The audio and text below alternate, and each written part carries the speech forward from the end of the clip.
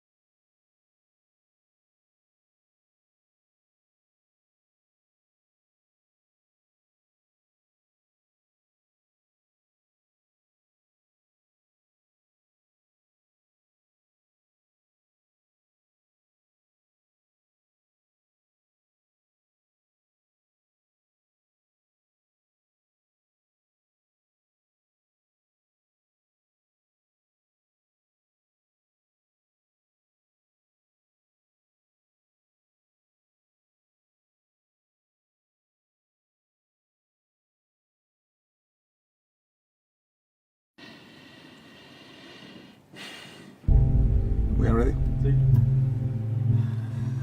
Hola a todos, estoy aquí para comunicaros que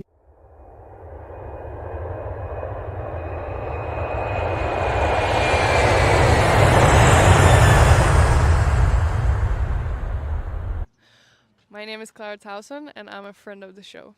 Boom. I am Francisca George, and I'm a friend of the show. Perfect. Hi, my name is Susan Leymans, and I'm a friend of the show. Boom. Yeah. My name is Zainab Summers, and I'm a friend of the show. Boom. Hey guys, my name is Sasha Vickery, and I'm a friend of the show.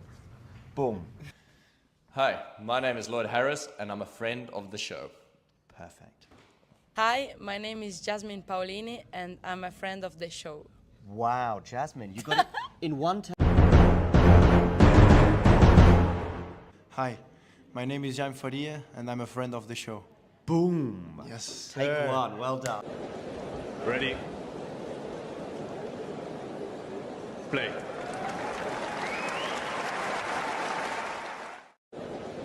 Ready? Play. And speaking of the end of the season, it's the WTA Finals happening on Saturday. So I don't know. I think we still need to sit down and sort of plan a proper preview for it, just to kind of go into what we kind of know now for some updates. Last week, Miles and I were talking about players who might or might not be playing. Looks like all of the 8 are in Riyadh or heading to Riyadh. So as it currently stands, yeah, actually, I'd forgotten that it starts on Saturday, so that's a good that's a good thing to mention, Nick. I was expecting it to be a Sunday start, but I just checked. It's November 2nd, the 9th, which is good, I guess, because it won't be clashing with the ATP Finals, the finish. Yeah, and the finals on Saturday as well. So the final, I've been looking at this. The final's going to be.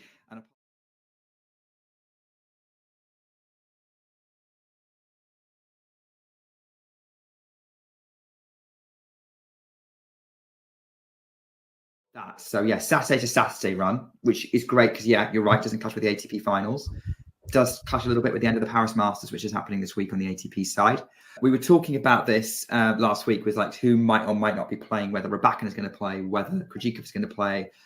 Everyone seems to be in Riyadh, and Rybakina's already pretty much put a statement out saying she's playing, and we've started seeing pictures of her practicing. So I guess there's a little bit of a following up from the conversation that Miles and I had, which you can go back and watch the separate video of if you don't want to go through the whole episode, where we both basically said maybe with the best not for Rybakina not to play, but this does seem to be playing into the scenario that I put forward where it kind of works for her to play coming in fairly fresh. and wanting to end a difficult year on a high. And part of his kind of interest to see what a fully fresh and maybe newly motivated Rybakina could do at the WTA Finals against maybe opponents like Arena might be. How much gas does Arena have? How much is Iga and Wim for sets still working things out? You know, there's a possibility that Rybakina could do something.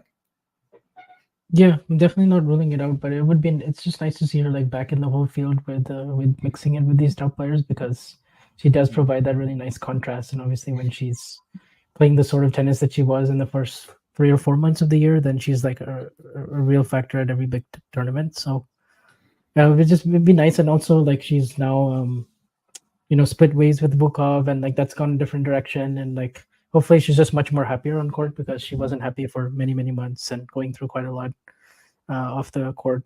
But we don't know the full details, but clearly she was suffering from some illnesses and the coaching stuff. So yeah, hopefully she'll be fully healthy, and then we'll see some good tennis. The expectations are not very high for her in general, so she can kind of use that to her advantage.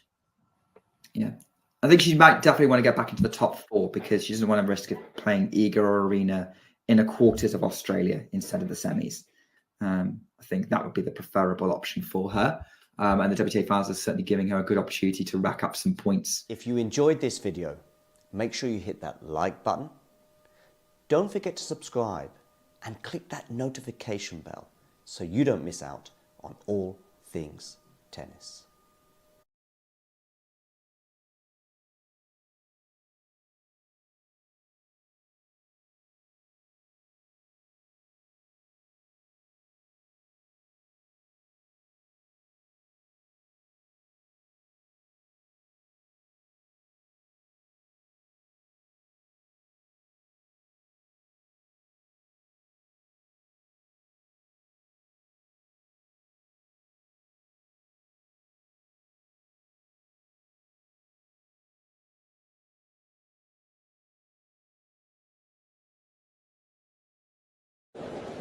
Ready?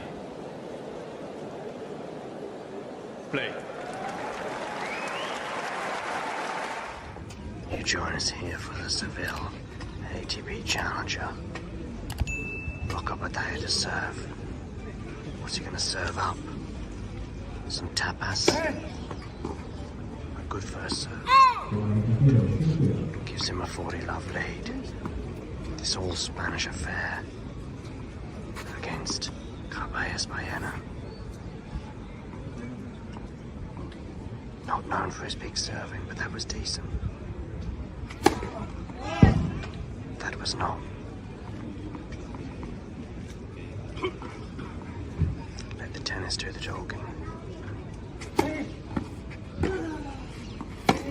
One-handed backhand clips the net. Bit fortunate there. Drop shot. Oh, you cannot teach that. You cannot teach that.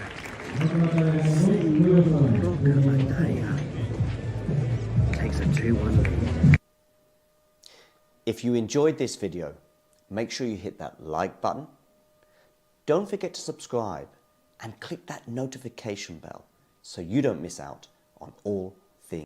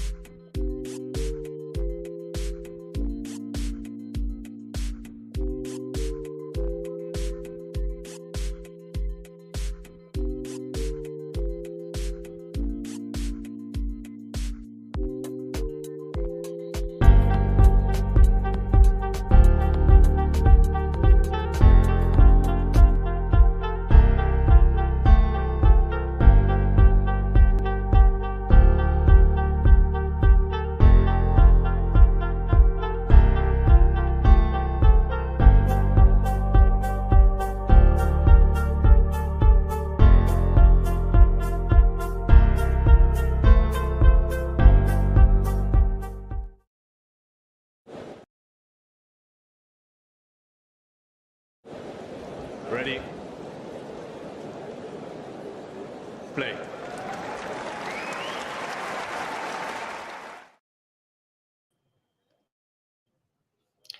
Good afternoon, good evening, good morning, whatever time it is in the world, wherever you are tuning in from. Just having a quick look at the head-to-head between the two players in action today, and it's Taylor Fritz who does have a small advantage, a 2-1 head-to-head advantage over the Brit that he's coming up against. Will that transpire today? Well, is Draper got enough in the tank? He's barely had a break, of course, in the last 10 days, bearing in mind, of course, he won the title in Vienna. Hi, Jake. Hi, Dave. Hi, everybody who is tuning in. Please hit that like button. And if you are new to the channel, hit subscribe. And if you hit subscribe, you will see that little number increase. In about half an hour, Matt will be here. Do let me know your thoughts on the match ahead. Tough one to call, probably. By the way, just some breaking news or across the day's news in terms of tennis. Barbora Krejcikova has yet to arrive in Riyadh, but according to an Instagram post, she has suggested that she will be en route. Of course, plenty of players practicing there already. I have seen, for example, Iga practicing. I saw Rybakina and Sabalenka practicing together. So they are all in Riyadh. We've got Taylor Fritz winning the toss, so he will serve first. But also in terms of Paris Bercy, well, of course, Andrei Rublev is out. He has taken a wild card for next week's ATP 250 in Metz, in the hopes of fending off the challenge that he has from Alex de Minaur, who won today, by the way, in straight sets over Miomir Kecmanovic. And as Mario posts here, de Minaur is just one win away from overtaking Rublev and rising to the 8th place in the race to the ATP Tour Finals. So, with obviously Rublev playing in Metz next week, we'll have to wait and see. But it's going to be tight. The further de Minaur goes here, of course, the more difficult it will be for Rublev to re-overhaul, if you like, de Minaur, should he go on, for example, and get to the final in Paris. I'm not quite sure which half of the draw is de Minaur in. Is he in the same half of the draw as Alcaraz? Because obviously Sinner was pulled out of this tournament ill. Wins, by the way, earlier on today for Artur Fils over Jan-Lennard Struff. Alexei Popyrin in 3 sets over Daniil Medvedev. How bad has Medvedev's year been? He's not won a title now since Rome of last year. Klaverdev, the curse of winning that title continues. Taylor Fritz, by the way, is no such thing for a curse for him thus far in this match. He's won the first 2 points on serve. He's lost the next one, though, so it's 30-15. Yeah, let me know your thoughts in the live chat, either on the race for the ATP Finals. Do let me know your thoughts as well, perhaps on the WTA Finals. What do you think of yesterday's draw? Who's the favourite? Who's not? I'm watching the football, so I'll be relying on Silky's commentary for the tennis, says Jake. Thank you very much. Which football is that's already got underway, Jake? Because I know there's obviously some League Cup action happening in the UK tonight, but perhaps you're watching football elsewhere on the continent. Hi, Nerlan. Please hit the like button. Get voting in our poll. P-O-L-L, not poll as in Damien. Do you like that little pun, Nerlan? Inter versus Empoli. Watch some Italian football on the... okay. Inter. Sorry, Inter. Who's their coach nowadays? By the way. Oh, we're back to Juice here, by the way. Having had a good start on serve, Taylor Fritz getting to 40-15. 2 game points have come and gone for the newly bleached American. The second of which, by the way, was courtesy for Draper, was courtesy of a good defense from Draper and a unforced error from Fritz, getting it back to Juice. Simone Inzaghi.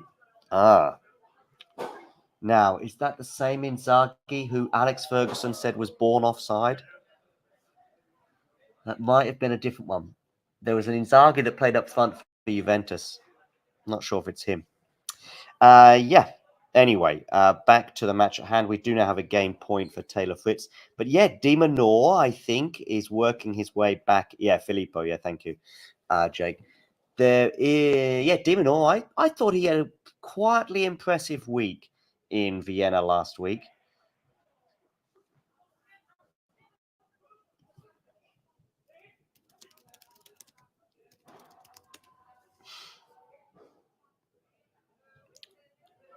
Before he lost to Hachanov in the semi-finals. But yeah, I saw his match over Mensik in the quarters, and I thought, yeah, this is sort of the Dimonor of old. I could see him chasing on the court. I didn't see his loss to Hachanov in the semis. By the way, how did Hachanov end up going today? Obviously, in his match against Umpechi Pericard, Hachanov won, okay, because there was this incredible stat from the first set where Umpechi Pericard had won just 2 points on the Hachanov serve, but managed to win the set. Hi, Michael. Draper is on fire right now. Indeed, he is. But how much does he have left in the tank?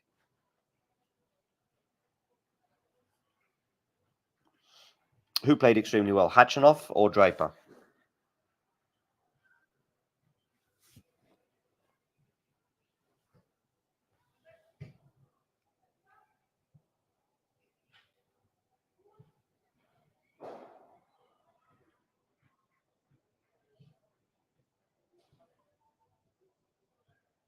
Of course, my stream is gone. Hopefully, it'll be back.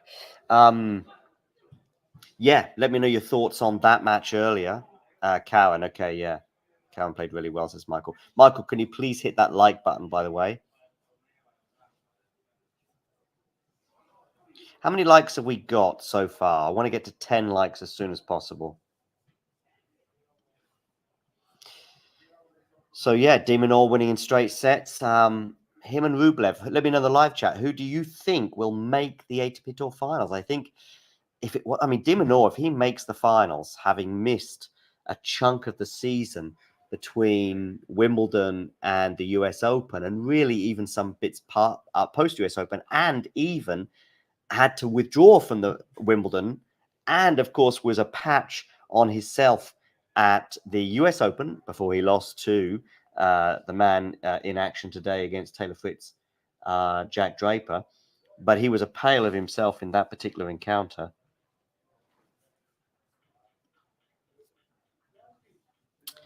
Djokovic, will he play the ATP Tour Finals? 50-50, Michael. 50-50. I'm sure right now Rublev and Dimonor are probably quite keen for him not to be playing. Yeah, I think he does need a break. Yeah, as in like some good fortune.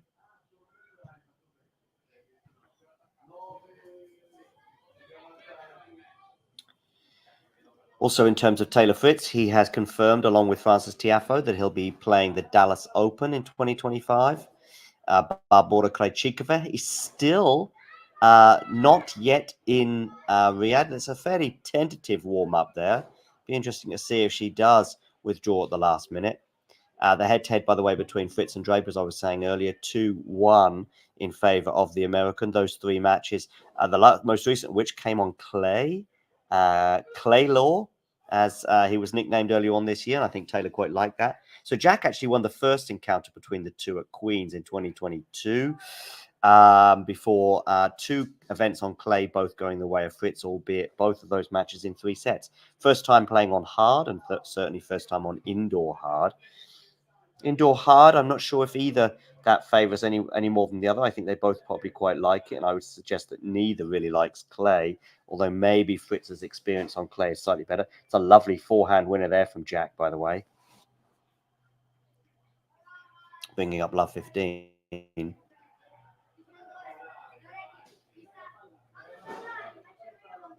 Yeah, I'd love to see Dimonor make the finals. Just in terms of the fact he's been missing, for large parts of the season, or large parts of the second half of the season, and even though he was participating in those 2 slams, had he not been injured, we could be talking about Dimonor Grand Slam finalist. If he beats Jack Draper, he probably gets to the semis before he gets murdered by Sinner.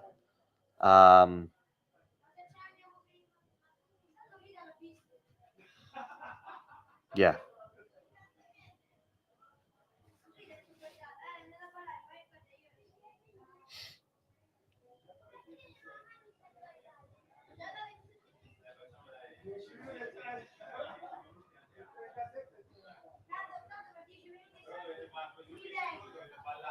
And then in terms of Wimbledon, I guess the big question is, does he beat Djokovic in the match that he withdrew from?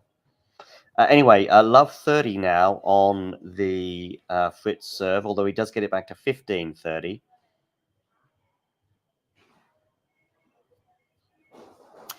When you mean a break, feel he needs a break, as in like he needs a pause. A little bit of ambiguity there, Dave. Sorry about that. Yeah, but he's got to play the ATP Tour Finals. I mean, he might only ever qualify once in his career. I do think we are sort of looking at peak de Minaur right now. I could be wrong. 2 break points, though, for Jack Draper.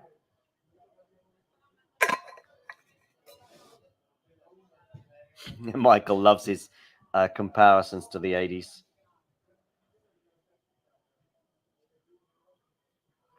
So 2 break points here for Jack Draper. Can he take the first of them? They're in the midst of a rally right now. There's a low bounce there that Fritz does well with. Fritz actually more or less on the defense right now. Running forehand from him, but he pushes Draper. That's a lovely running forehand from Taylor Fritz, particularly considering the pressure point he was at, 30-40.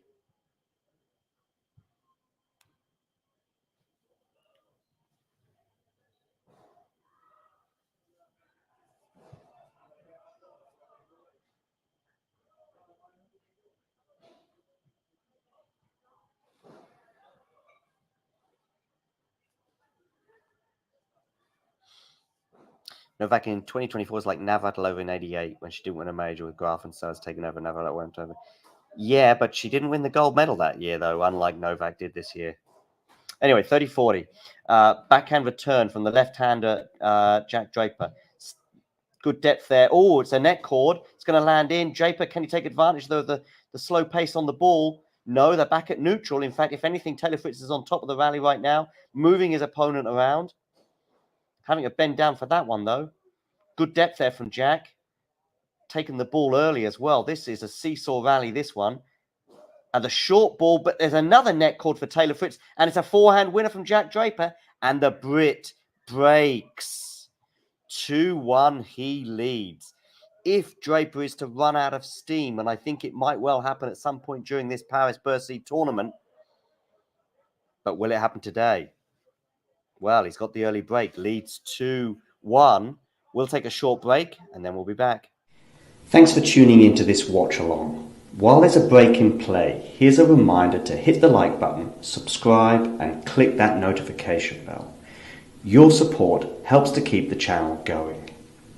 While we're here, you can now become a member to enjoy perks, including badges for the live chat, but also bonus material, such as interviews with top players from both ATP and WTA tours.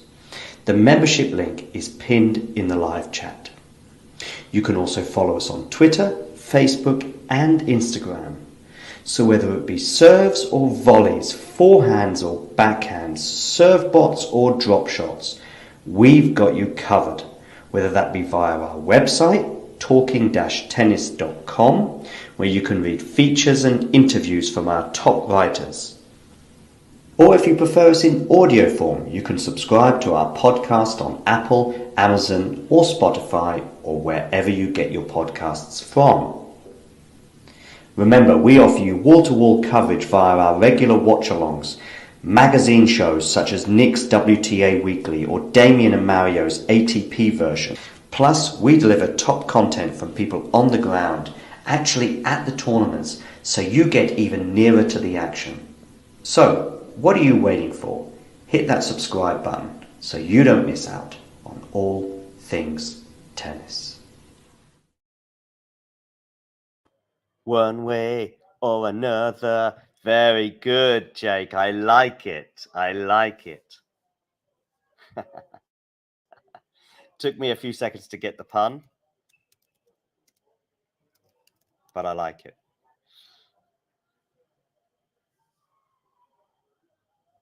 Do we think that Jack maybe have a heart of glass? Do we think that?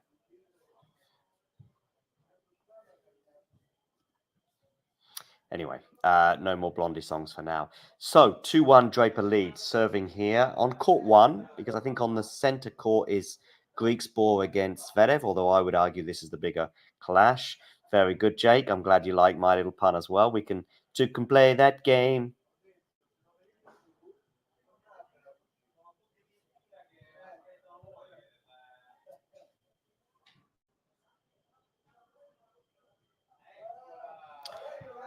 One way or another.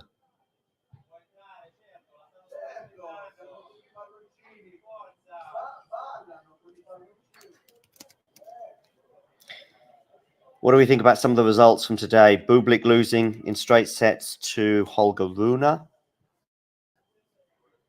Zverev and Griekspoor, by the way, are on serve. Humbert beating Giron in straight sets. He loves a good indoor court. Of course, he'll have the French crowd behind him as well, though Giron has been playing some pretty good tennis of late. Giron for me, by the way. Giron or Giron? I think I heard Damien say Giron earlier. Maybe that's the right pronunciation. Marcus, anyway, for me, is one of the best movers on tour. Berg's losing out in 3 sets to another Frenchman. It's been a good tournament thus far for the Frenchman, with Manarino getting some wins and progressing to the round of 16, just as Artifice has done the same, and Rinderknecht too, who beat Mickelson in straight sets, albeit super tight straight sets, both going to a tie break, 6 and 7, Rinderknecht winning out there. We've still got Cazot against Shelton to come, and Popyrin. Is that even an upset these days? Bearing in mind the form of the respective players, Popyrin winning in 3 sets over Medvedev. Oh, that's an easy one for me, Jake. De Minaur.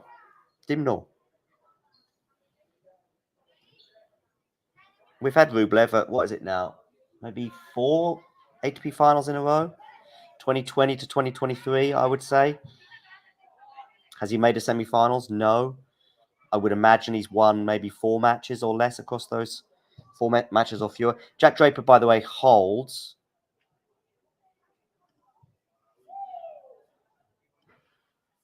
For 3-1. Albeit that Fritz has raced into a 30-love lead on his serve. Yeah, Michael Hibbing, the diplomat there. Probably the right answer. I just feel that given the number of tournaments that De Minaur's been able to play in the last few months because of injury, and the fact that he had that heart-wrencher. That was such a heart-wrencher to basically get injured on match point against Fils, I think it was, wasn't it, at Wimbledon? And he won the point, and he knew it, though. He knew that this was his... You know, how many shots do you have at making a Wimbledon final when you're Alex de Minaur? Don't know. Could be wrong. But listen, I'm not saying he would have beaten Novak, but if you're going to beat Novak, this was the year. I think Novak had quite a nice draw to get to the final. I mean, he played Musetti in the semis. Things are not too bad, let's say that. Telefritz holds, by the way. It's a very quick hold for both players, actually, as we get now to 3-2. Matt will be here shortly. For those of you tuning in, by the way, whether it's on, if you're watching on YouTube, please do hit the like button. And if you're new to the channel, hit subscribe. If you're watching on Twitter, feel free to retweet and comment. And also, if you're watching on Instagram, feel free to let us know your thoughts on this encounter. One way or another. If you're wondering why I'm singing that song, it's because of a comment from Jake earlier on in the live chat, reference to Blondie. And of course, blonde is the new hair for Taylor Fritz. I don't think we'll be seeing it for very long, but I could be wrong.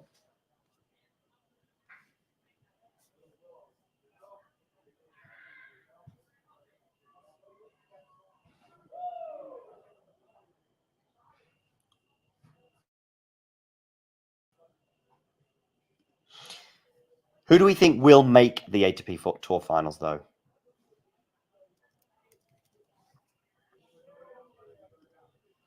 Not necessarily who do we want. Who do we think will make it?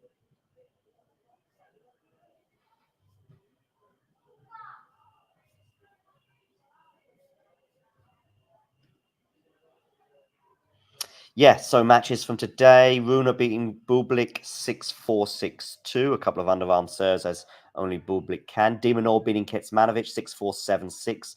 Both of those players safely through to the round of 16 in straight sets. Zverev and Griekspoor are currently locked at 3-all, 30-all on the Dutchman's serve.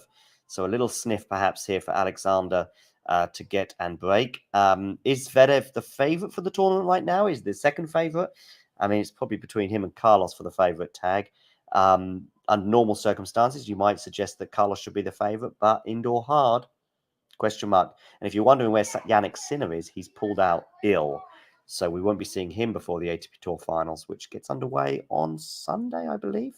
No, Sunday, what am I talking about? It's Paris Bercy final on Sunday. It's another Sunday week, which will be the day after, of course, the WTA Tour Finals final. Khachanov beating Umpechi Pericard in 3 sets, but the biggest stat from that particular encounter was the fact that in the first set, Umpechi Pericard managed to win the set, having just won 2 points on Khachanov's serve.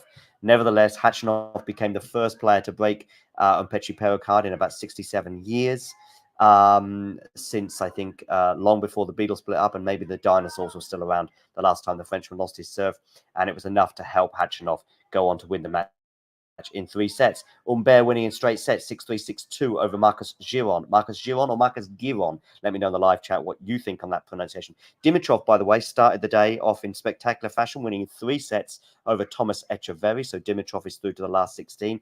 Popyrin also winning in 3 sets over Daniel Medvedev. Manarino also winning in 3 sets over Zizou Bergs. And Feast beating Struff, which we had live on the channel earlier, as we bring you all the action. And I can see Matt lingering in the background. Are you ready to join, Matt? Cool. There we go. There we go. You are live with us, Matt. How are you? Yeah, I'm doing good. How are you? It's been a while. Good. It's been a while. Yeah. What have you made of any of the results that I was just streaming off today? I mean, Daniel Medvedev, what are we thinking about him right now? Not won a title since Rome of last year. He's made a final, I guess, at the US Open in September of last year, but I don't even know if he's made certainly a big final since the US Open of last year. And I can't remember really the last time going into a tournament thinking Daniel Medvedev is a factor here, which is nuts, bearing in mind half the tour is hard courts. Yeah, I mean, I think he made the Australian Open final at the start of the year, but that feels like so long ago now. And oh, sorry, he did. Yeah, thank you. That feels like an age ago. I mean, he was 2 sets up, but Sinner really just like pulled him back, and now it kind of feels like he's almost playing tournaments just to sort of get beaten by a Sinner or an Alcaraz or a Djokovic possibly, and it's not really what he's obviously wanted to have for his career. I mean, he was kind of the guy who was threatening the big dogs, and now he's sort of. I kind of feel like a bit of a comfortable victory for them, especially Sinner. They've seemed to have played a lot. Yeah, I mean, of course, he did beat Sinner at Wimbledon, but I do think that there needs to be a mini asterisk in terms of where Sinner's health was at that particular day. I mean, he did fall off a cliff, I think, physically in either the 4th or the 5th set it was. And that is an outlier because I think it's the only win Medvedev has had over the Italian in about the last sort of 14 months or so, which is across 7 or 8 matches, something like that. And also the gap between them in those matches, if you remember, they had some nip and tuck matches at the beginning of that turnaround in Jannik's favor, where I think there was a 3-setter in Vienna, a really, really good match. And even the 2-setter they had in the Asian swing, I'm going to say in Tokyo, I think it was 7-6, 7-6 and could have gone either way. But now it feels like, yeah, big change in that one. By the way, Jack Draper, 4-2. Is he going to run out of steam at some point? Because we are used to that with Jack, aren't we? Yeah, I mean, I was kind of thinking going into this tournament, his draw was pretty rough. I mean, Lehecka in the first round, and then Fritz in the second. Especially after last week, he's kind of known, like you said, for struggling like physically. But yeah, if he could win this match, it would be a big feat with the potential of de Minaur next. I mean, that's a rough 3 matches to begin the tournament. I mean, I know 1000s, can start thick and fast, especially the shorter version one. Here we have the 1 week long one, and I like that very much. But boy, Lehecka, Fritz, de Minaur for a guy. Is Draper 17 in the world right now? I think maybe 15 after Vienna, but I'm not sure if it was 17 or 15. I sometimes get the in the world and the race confused, and sometimes they can be very similar figures. But it's around that. It's around that number.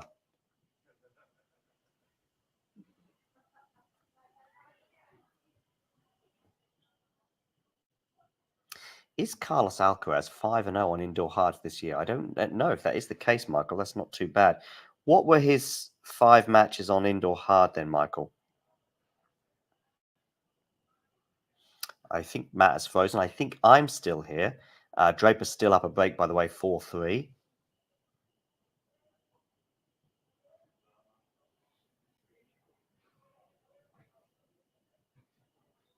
I'm sure we'll see Matt back very shortly.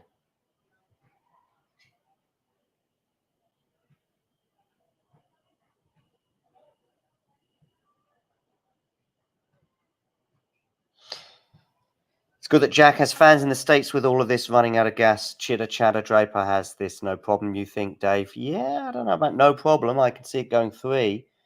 And of course, the more longer matches Jack has, I think the more likely we are to see him eventually run out of steam. But we'll see.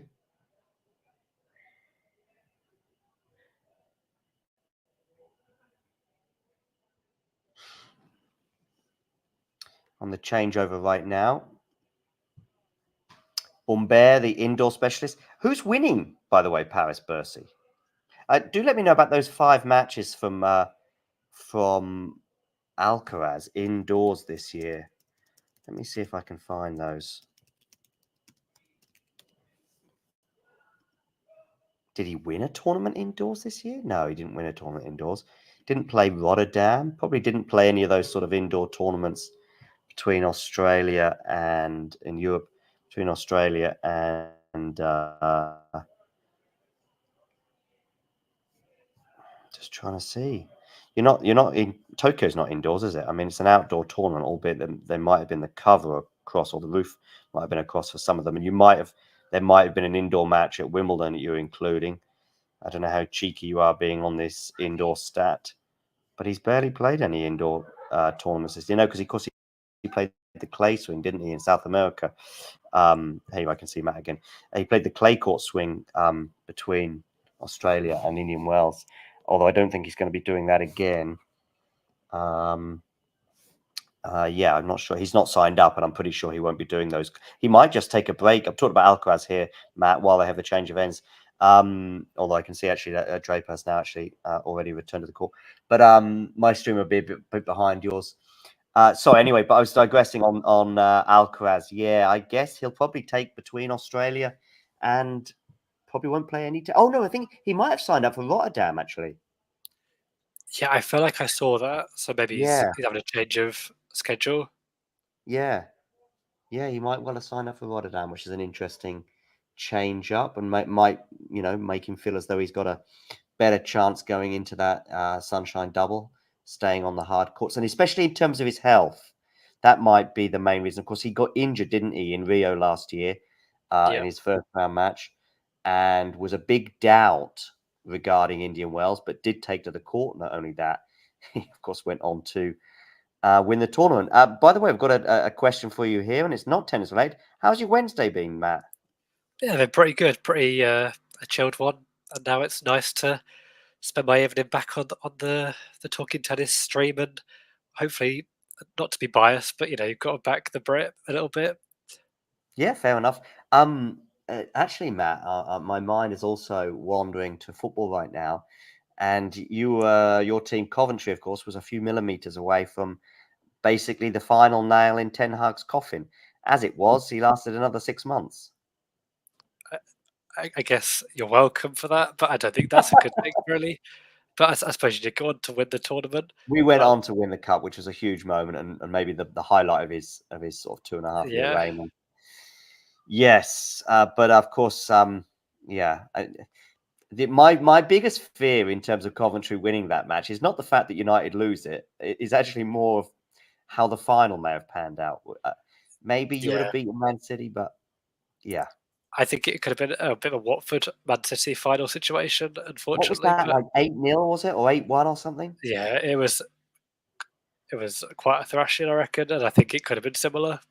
That was the year that Man City, and the only time I think that any English club has ever won the treble, as in all three domestic trophies.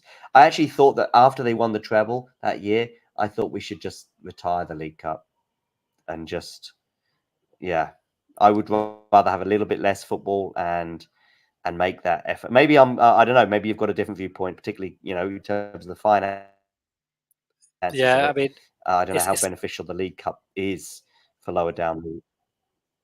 Yeah, I mean, it definitely has its benefits, but it's definitely not my favourite competition. I'm really, until this year, we've been dreadful in it, but we actually played okay this year. Nearly beat I remember Tottenham, you beat but United at Old Trafford 15 years ago, 16 years ago. So it's a yeah, little bit maybe before your time. yeah, this year we pushed Spurs, but we just lost at the end. So that was the year, by the way, we won the European Cups, or the season. So it was 07-08, and you knocked us out of the League Cup in about the second or third round. I think our team was all right. I don't know if Ronaldo and Rooney played that day, but from vague memories, it was maybe there was a few first teamers in there. Maybe Rooney and Ronaldo came off the bench as well. And yet you knocked us out 2-0. But I also think, Matt, though, that it would boost the FA Cup. It then makes the FA Cup special again. Yeah, I mean, the FA Cup, I still think it has a bit of specialty about it, but I think it's lost it for the top clubs. Yeah. So it definitely needs to be. I think it needs something revamping. I don't know what it is, but they've got rid of replays this year. I'm going to slide off now, Matt, but I can come back and finish the stream, which could, of course, be anything between 1 and 2 hours from now. But on top of that, if I see that you're frozen again and you need to rejoin, I can always help out and help you rejoin the stream. Okay, cool. Thank you.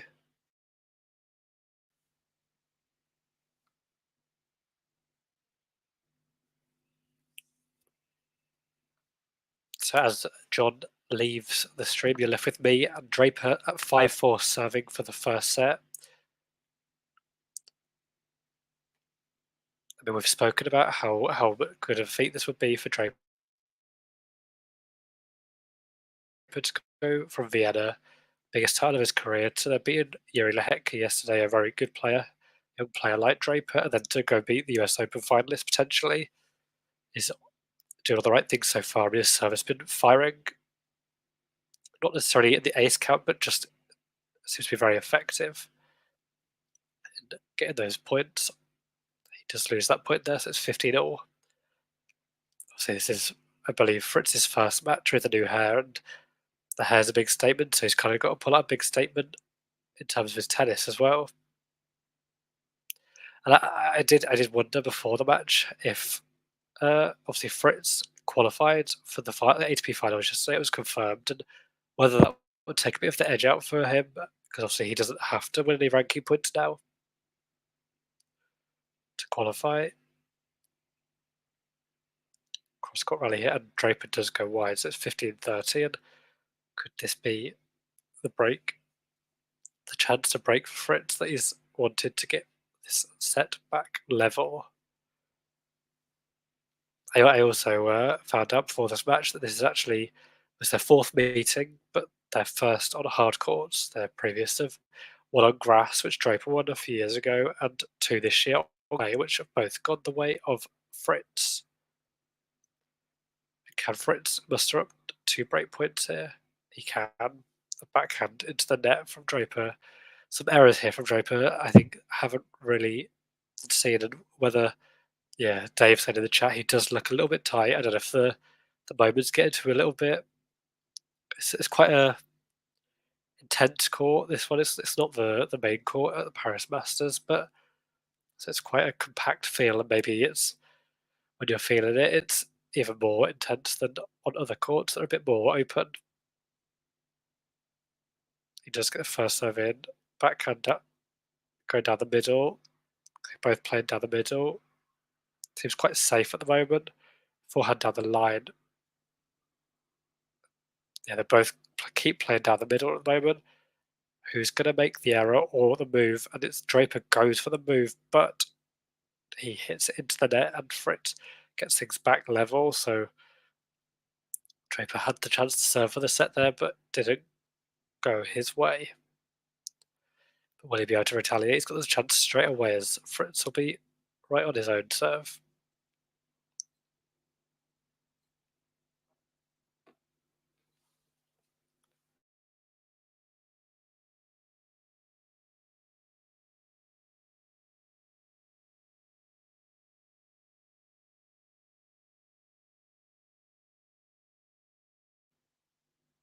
if anyone's got any info on their previous records at this tournament. I can't imagine Draper's played it too many times, if at all. Dave in the chat saying, I believe 7 for the set is easier than 7 to stay in the set. Yeah, I would agree with that, because at the end of the day, you know that you're still going to be in that set and you've got your lead to fall back on. But when you're serving to stay in it, it's now or never. Got 15 all in this Fritz service game. Goes down the tee, but it's just wide. Second serve goes down the centre of the box. Forehand from Draper, backhand cross court from Fritz, back cross court from Draper, and now down the middle. I just feel like Fritz is dictating this point, and that is a lovely backhand cross court. Really, really, really good. 30-15, Fritz. That's the sort of tennis that got him into the US Open final just a couple of months ago. Might have been last month. It feels like an age, but I think it probably was last month, earlier on.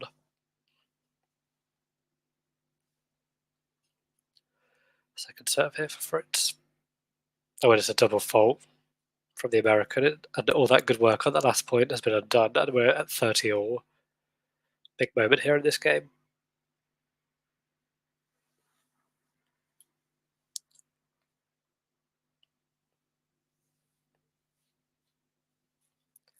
Can he find a big serve on this point?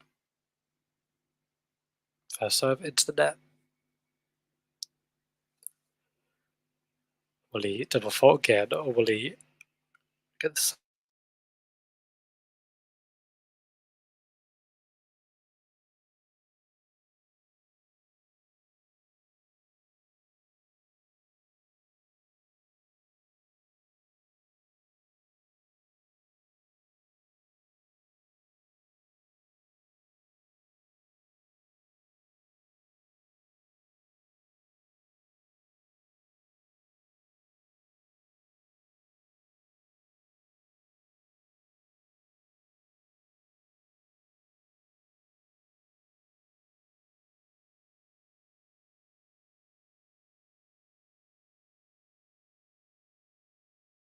The backhand. Now Draper goes for the forehand there.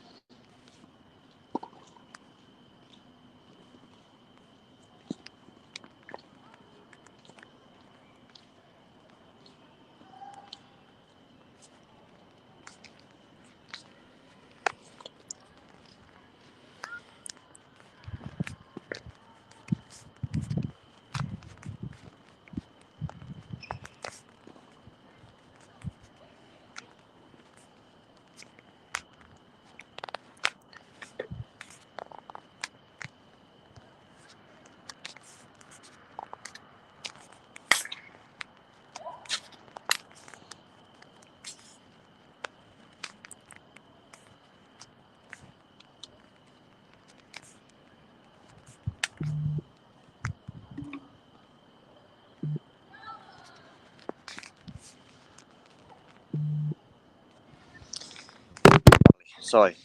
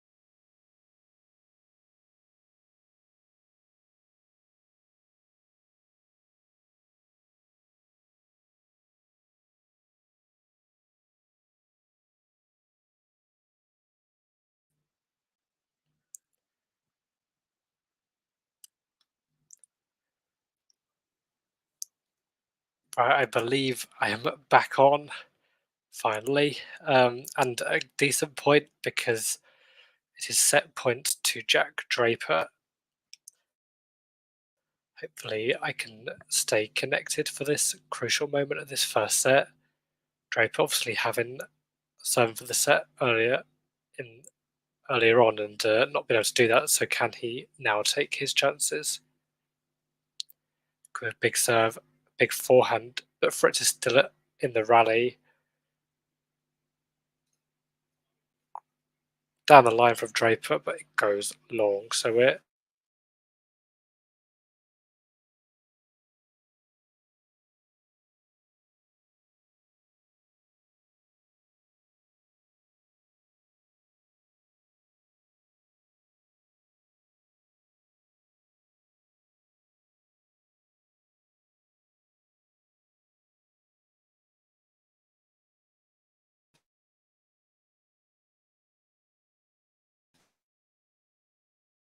(6-5) beyond Fritz's.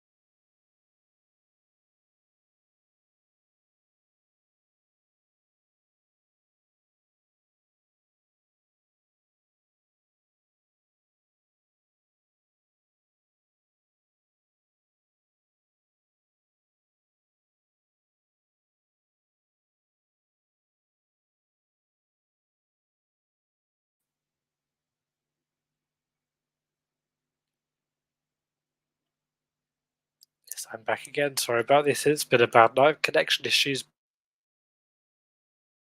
But Fritz did save those 2 set points, but Draper just hit a thunderous forehand to muster up another set point for himself, and it's on his serve again. So can he take this 3rd set point?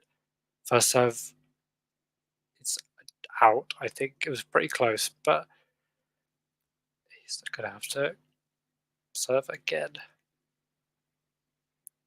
Second serve is in, but Fritz gets it back. They go cross court here. Fritz, big forehand, but it goes long, and Draper has taken this first set. It was probably a bit more of a long, the scenic route, but he has taken the first set. That's the important thing. Fritz has challenged it, but I think Draper knows, and probably Fritz himself knows that it's out, and it's been confirmed that Draper has taken this first set.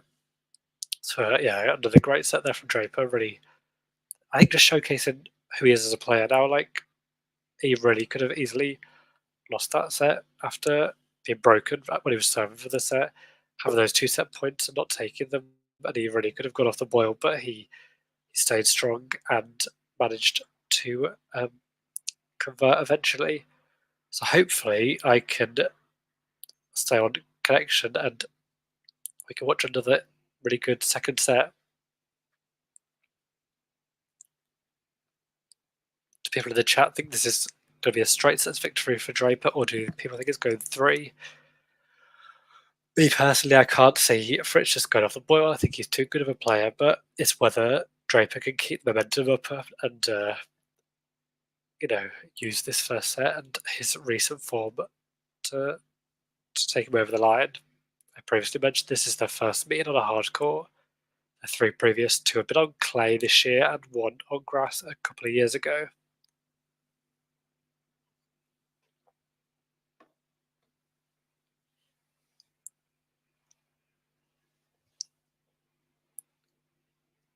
Just showing on the screen at the moment, Alexander Zverev and Talon Griekspoor on the main court in Paris. Zverev is currently set up after winning the first set tie break. These two seem to play each other a lot, and there's been a lot of close meetings, including, I believe, at, was it the French Open or was it US Open, the Grand Slam recently? I believe Zverev saved some match points in that encounter.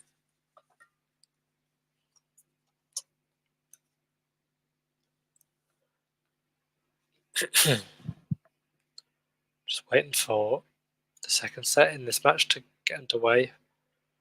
Draper putting his sweatbands back on.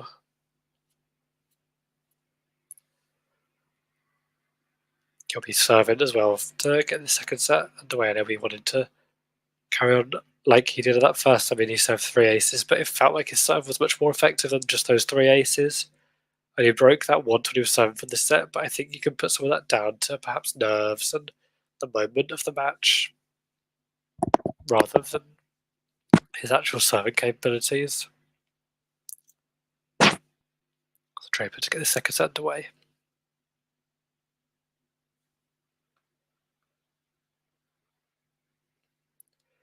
And there we go, great serve there. Fritz gets a racket on it, but it can just makes its way into the net.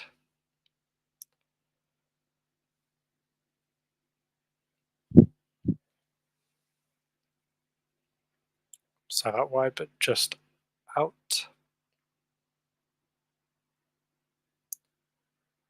second goes down. Fritz returns it down the middle. Now they go backhand to backhand. There's a great backhand there from Fritz. He hits a lovely drop shot. Draper does make, or he makes it to the ball, but he can't get it over the net, and it's 15-all there.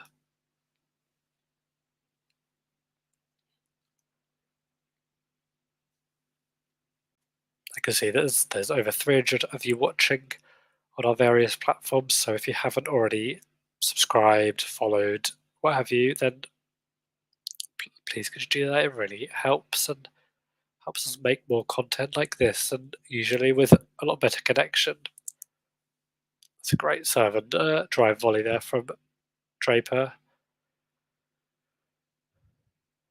He just looks so confident at the moment, and I just think injury, fitness, like aside, there's no way that he's not a top 10 player. He's too good not to be.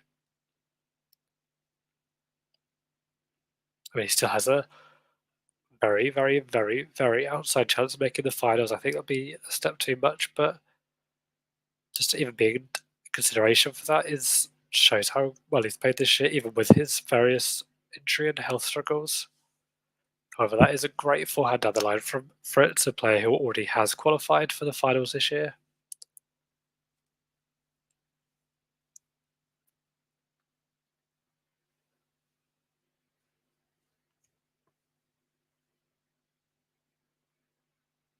Interesting insight there from Matthew, who thinks Fritz would win this set and will take it to 3 and not really benefit Demonor, who won earlier and saved, I think, 2 set points against Kecmanovic and made it a much easier victory for himself as he keeps his ATP Finals bid alive. I mean, that is a thunderous forehand down the line from Draper. I mean, you're not going to see much quicker forehand than that. I'd be interested to see just how fast it was, but yeah, just it's just natural power. Great serve there down wide from Draper, who puts the forehand down the line. Fritz does get back in play, but Draper smashes it home. So nice hold there from Draper to get the second set underway. He'll be looking to make an early inroad on Fritz's serve. He did get the early break in that first set, but in the end had to go with the first set via a tie break. I mean, I think this match was always going to be close, especially if it was Draper. if Draper was feeling good.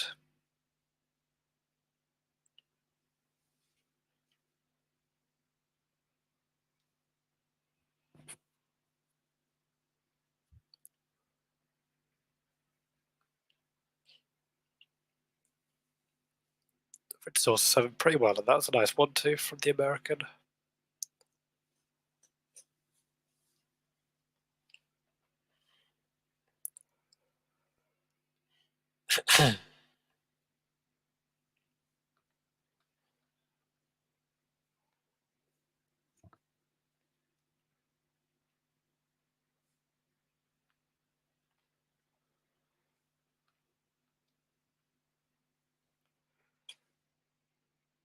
Really low shots over the net, barely even creeping over the, but that's a nice backhand down the line from Draper. Comes into the net, lovely volley, lovely volley. He's just, it's not just all power, he's got nice touch of the net as well. It's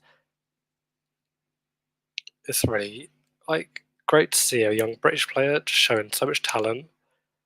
Obviously, he's spoken about his how much inspiration he's taken from Andy Murray, and he started to achieve some things that Andy Murray also has. First Brit on Sunday to win the Vienna title in the first attempt. There's a nice backhand return there from Draper, and Fritz cannot do anything about it.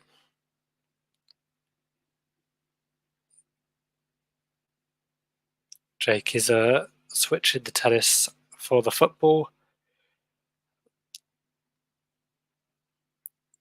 There's a few League Cup matches we were talking about earlier. That's nice from Fritz, really forcing the issue and gets things back at 30-all, but still in a precarious position in his first service game of the second set. Appreciate it, Jake. I hope I can give you a good roundup of this match and stay connected. That's the big hope. First serve in the net from Fritz. Will he have a game point, or will Draper get a break point? I mean, that is the serve in there from Fritz, and Draper will be so disappointed with that return. Backhand straight into the net. Felt like a wasted opportunity because it wasn't particularly a threatening serve.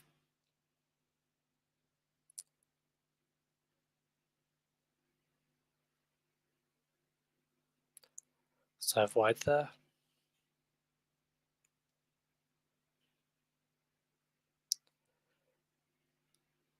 And Fritz does get the hold to get things at 1 apiece in this second set.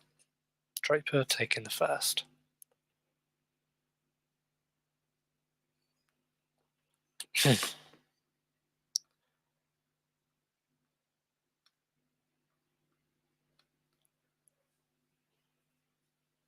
And I do think it's interesting, obviously, that Draper's serving first in the second set. It means that he's always gonna, if he's holding, then he's always gonna have that mental edge in terms of the scoring, especially as he's won that first set.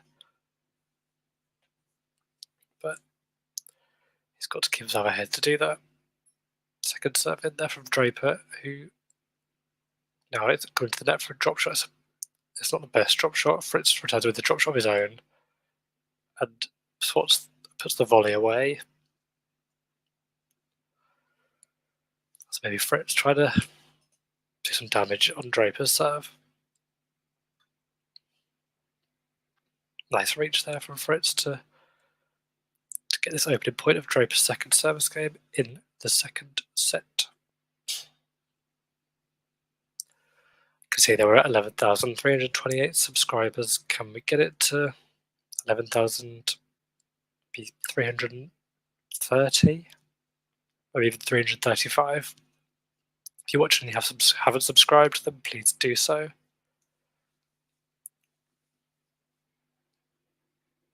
Draper winning that point. Another big serve and away. So yeah, another nice 1-2 combination. It's 30-15 to Draper.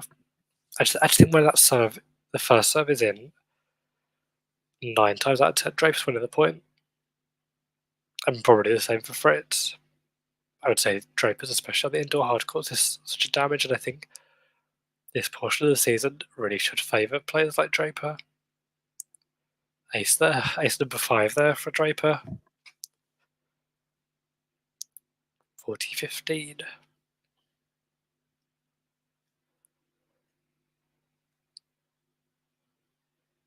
Draper's hit 5 aces to 3 for Fritz. Oh, there's another ace there, 6 aces.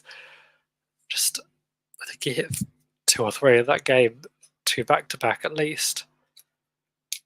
That's just, it's just so, like, not cocky, but just confident. And he's got every right to feel confident at the moment, given his form.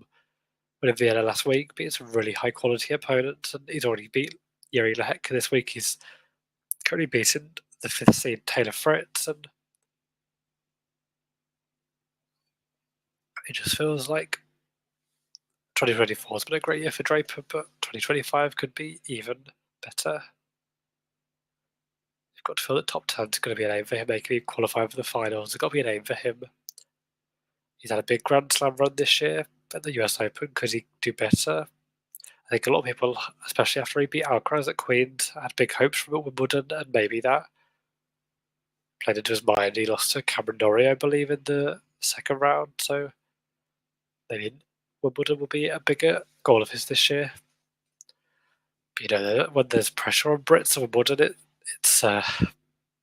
can definitely cause them not to fulfill the expectations. But I think Draper probably does have the mentality. He comes across like he has the mentality to handle those expectations.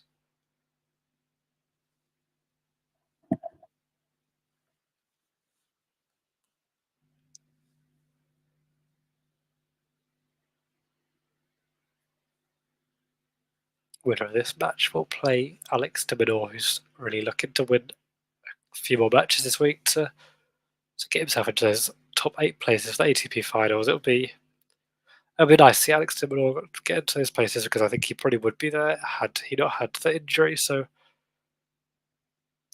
and he had a good win earlier against Mimic Kecmanovic. He'll probably wanted this match to go 3, as he had a straight sets win.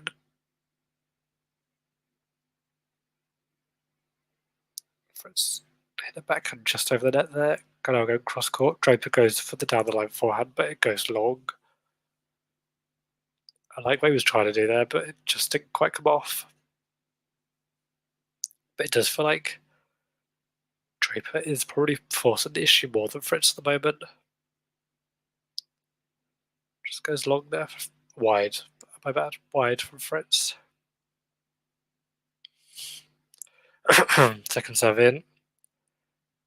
Now we're going down the middle, but Fritz goes into the net. Hello, tennis alem do obvio. I hope I pronounced that right.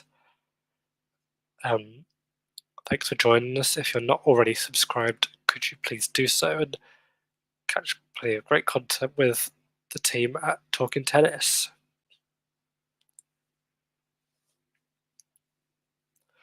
Another second serve here for Fritz. And yeah, I think with Draper's confidence at the moment, he's going for a lot of shots and they're not all coming off. And that one was where he went very big on the forehand. It went straight into the net, probably too big.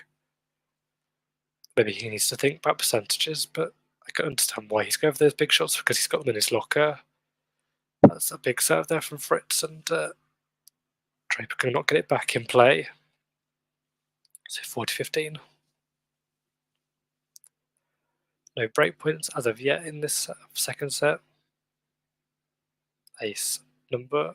Oh, it looked like an ace, but it's been called out, but Fritz has challenged it.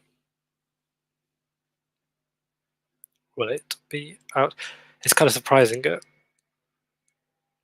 tournament like this that they don't have automatic line calling, but they will, I'm assuming, next year. It was out as it was called, and Fritz is now played on his second serve, but Draper goes out there, and we're at 2 games each in this second set. Still not much to decide between them. Obviously, Draper got that first set, but it was very little in it. It did feel like Draper probably deserved it, given that he'd served for the set and also had 2 set points prior to taking the third.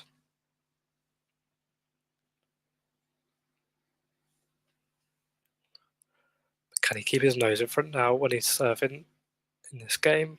First serve goes in the net. Oh, and he goes for a second serve ace. I mean, you kind of assume that second serves aren't going to be as impactful, but when you serve it like that, it's like unbelievable. There's nothing that Fritz could do about that.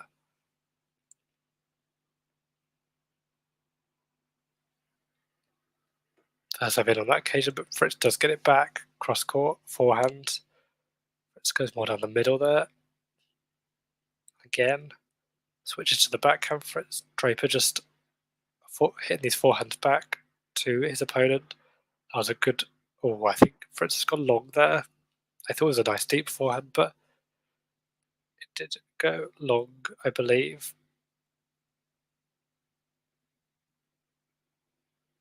The player saying something there, but I don't have the audio, so I can't confirm what it is. And he's probably in French, so there's probably little I could tell you about it. That's another ace there for Draper. Or at least it looked like an ace. Fritz may have got a tiny bit of his racket on it, but either way, there was no getting that back. Another big serve there. And yeah, that game was as easy as you like it. I mean, you can argue there's some pressure on Draper because this would be a big win for him, but he does not seem to be bothered by it at all. Hold to love 3-2 Draper, and he's moving potentially closer to winning this match. So he knows he can win a tiebreak against Fritz. He did that in the first set, so if he keeps winning his service games, then he can guarantee himself that. And Fritz will perhaps feel the pressure.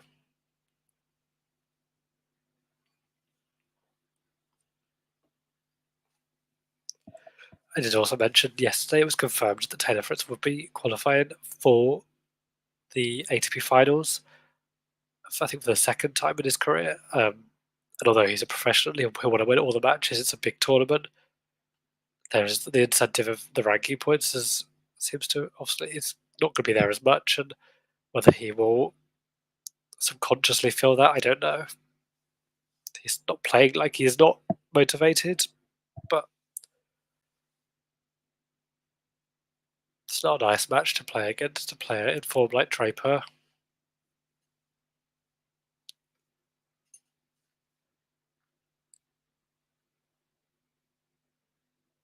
But he's obviously got big weapons on the serve, big forehand.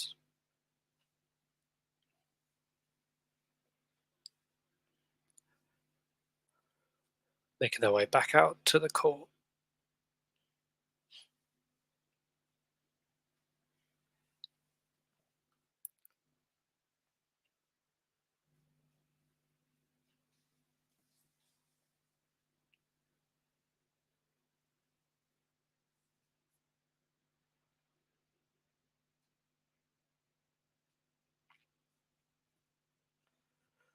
First serve from Fritz that goes wide.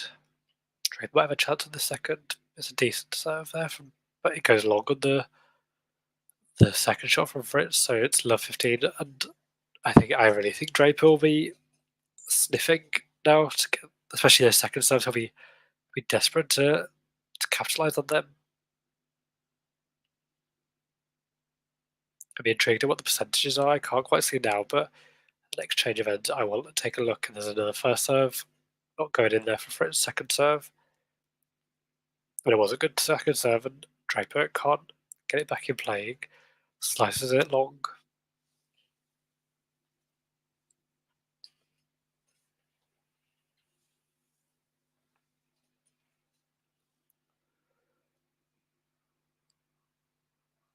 Again, not getting his first serve in play. But only got a player like Draper on the other side of the net. They're going to be capitalised on more sooner rather than later. And maybe that's why he's not getting his first serve, because he knows the importance of them. And he goes long there. I really think Fritz is feeling the pressure. I don't think it's Fritz playing badly. I think he just knows how well Draper is playing, and he feels the need to maybe force the issue a little bit, because that was not a good backhand. It didn't feel like it needed to be that big. The first time was in there for Fritz, what he needed, but it was a good return from Draper. Fritz has gone into the net. 2 break points for Jack Draper.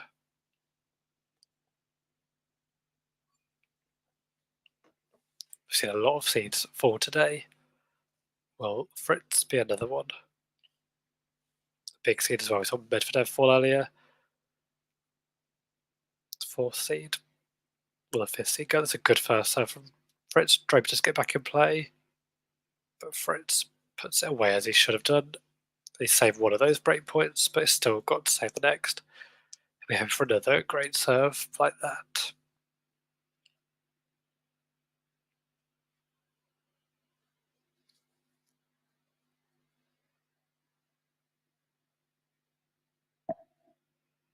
That's just what he gets there. Draper just get back in play, but Fritz is on it again. Yeah, those last 2 points, save the break point, shows why Fritz is the caliber player that he is. Lee Jaden asking how long is left in this game. I mean, we really don't know. It could be like 20-30 minutes. It also could be another hour, because this second set is still very up in the air, and especially when Fritz has just hit another ace and now has his game point, going from 2 break points down to having game point. That first time it's out. And it's an interesting one, tennis scoring. How long is left, you just never know. It's just a strange scoring system, but it makes the sport what it is. And we're back at juice. And Fritz is very frustrated with himself. As his coach looks on.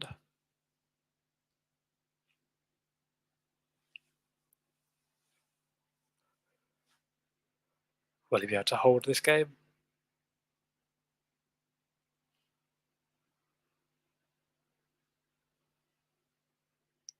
He's got a second serve. Draper slicing a lot of these second serve returns. It is working though. Cross court backhand there. Oh, that's an awkward one there for Draper. The forehand goes wide. Advantage Fritz. It seemed like he was a bit indecisive, Draper, because he was on the backhand, and I don't know, it just didn't seem like he found it as he wanted to.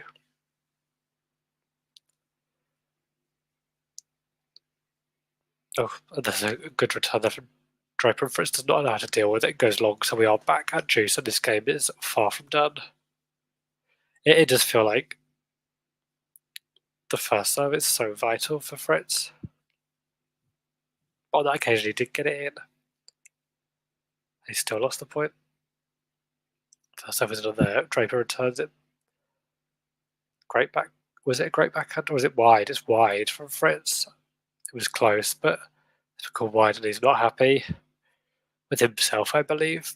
And Draper has a 3rd break point in this game.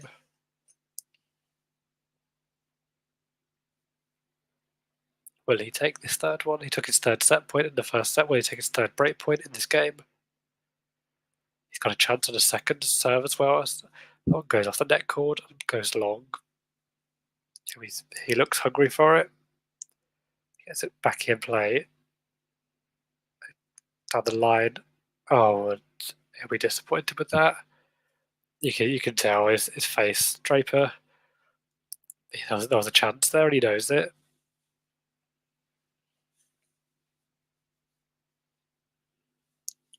Back at juice. Yeah, he really wasn't happy with himself there, because I think most of the time he would have taken that. He would have been 4-2 up, and these are the points that matter at the end of the day. These big points, but he's got himself another break point. Fritz is really struggling with these Draper returns.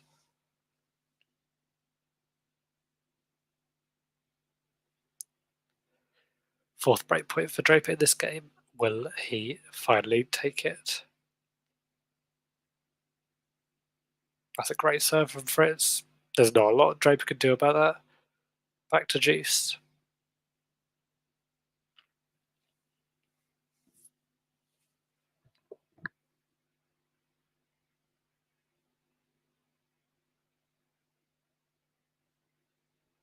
Another good serve from Fritz. He's gifted himself a game point. This would be a monumental hold there for Fritz. 7-4 game break points. One in particular felt like a big opportunity for Draper. First serve in the net from Fritz. Second in. And we're back at juice. There's been a very similar pattern of play with Fritz going long on a lot of these points, and I do think it's that Draper's just all over these returns, and the pressure's just instantly on Fritz, and he doesn't really know what to do with the ball.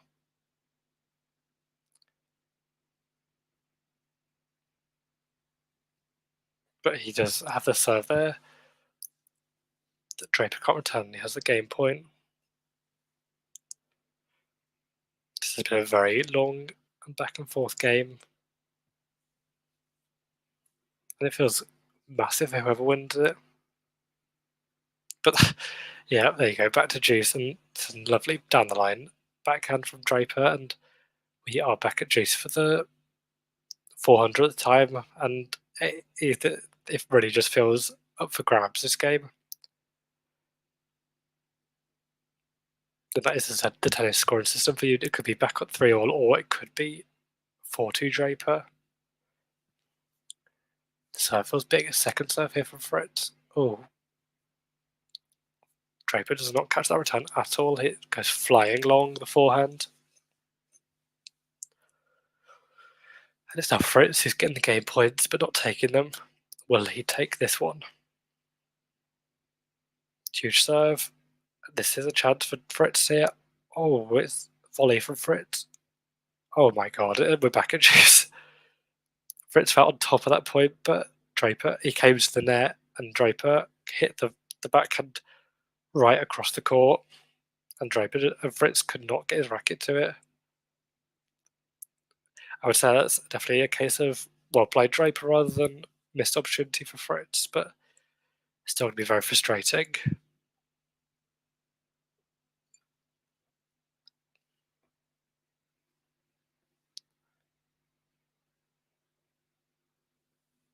First serve out.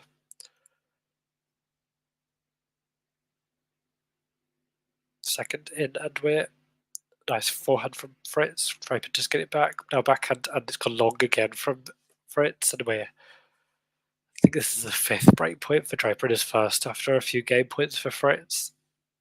It's big. This game is now 9.5 minutes long. So we're approaching the 10-minute mark. I'd be surprised if we didn't get there.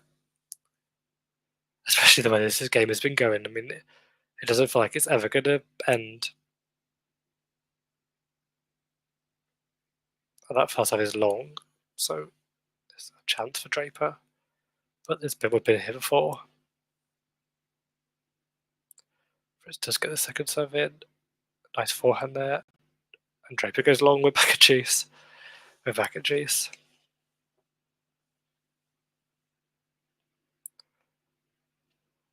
This really is a long game. Definitely over the 10-minute mark now in this game. Draper's had 5 break points. I'm not sure how many game points Fritz does have, but I imagine it's a similar amount.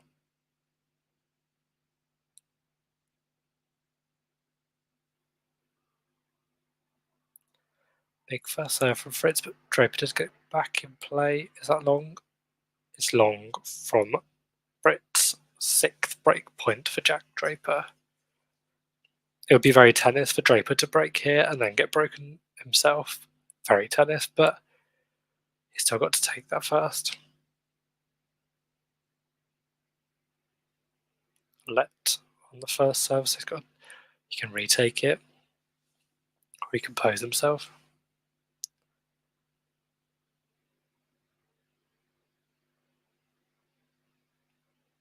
The first serve is in, and it's a good return.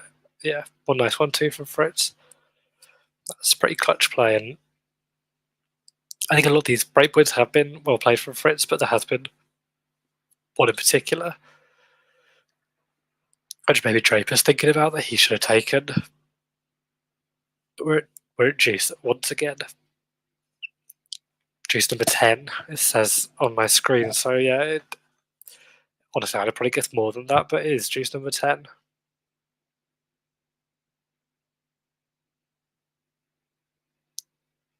Go cross court here. Draper's backhand to Fritz's forehand. No one giving it an inch at the moment. Fritz comes in on, no, Draper comes on the forehand and it goes into the net. Game point, Fritz. I think Draper will be livid if he doesn't take this game. We're now over 12 minutes in this game. It's just that I really think there'll be a lot of pressure on Draper if Fritz holds here.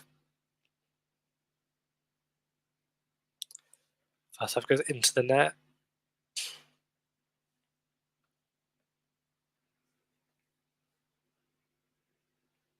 The serve is in, and we're in play. Cross court, forehand, and Draper goes long. So Fritz has won that elusive game, and that's a big, big hold, an over 12-minute hold. Saves 6 break points, I believe. And yeah, I think there's a lot of pressure on Draper to hold here now, especially as he's going straight into his own service game. Perhaps should be 4-2 up, and we're at 3-all.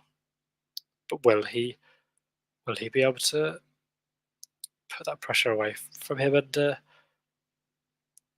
just because his last service game was comfortable, I love hold, but there's a different type of pressure on him now. He's perhaps wasted some opportunities.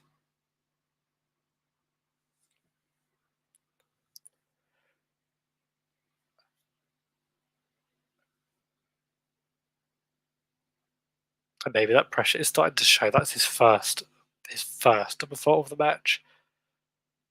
And I think that has to be a sign of the pressure of just not taking those break points and still being level. He'd served 0 double faults before this game and served 1 in the first point. But can he bounce back? That's a great... Oh, the first serve was actually long.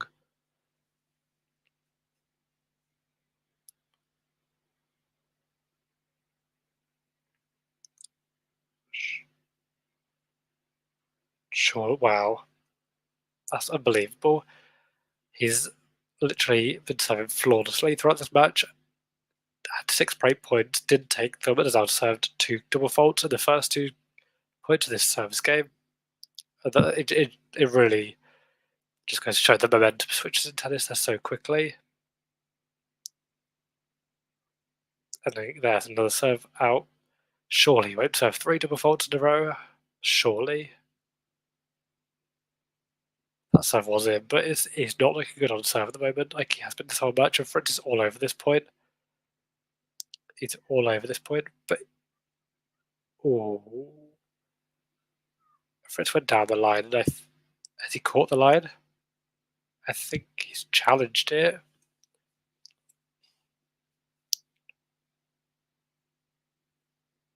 Oh, he's literally just clicked the line, and Fritz has now gone from saving 6 break points in a 12-minute game to having 3 in a row of his own love 40. Draper gifting 2 of these points to Fritz with the 2 double faults, and Fritz hit a lovely down the line shot.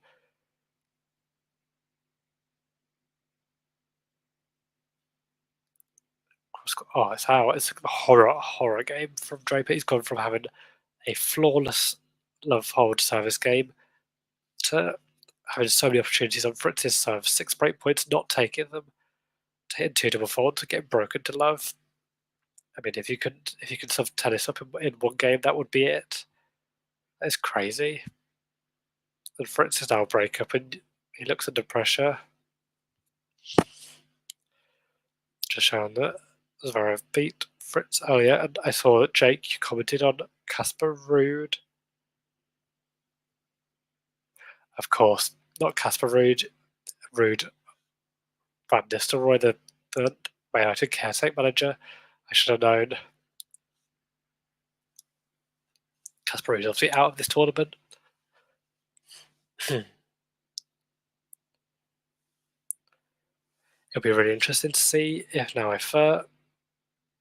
Draper can get any more opportunities on Fritz's serve, or is Fritz just going to run away with this set?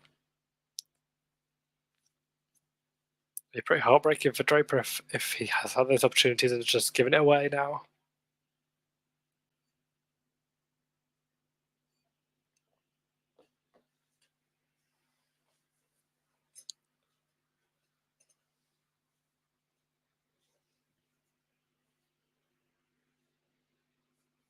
I think he's just got to put that service game behind him. There's not a lot he can do now. Just got to stay calm and trust that his game has got him to this position. He can muster up those breakpoint opportunities. I mean, he's been all over a lot of Fritz's service games. I was going to check the percentages. Yeah, Fritz is on 52 service percent, 54 for Draper, but Draper's won 77% of his first service points compared to 69 of Fritz. And Draper served double the amount of aces compared to his opponent. Right, Fritz gets his underway here. First serve unreturned, but not a good start here for Fritz. Who's no doubt going to be feeling great after the last couple of games.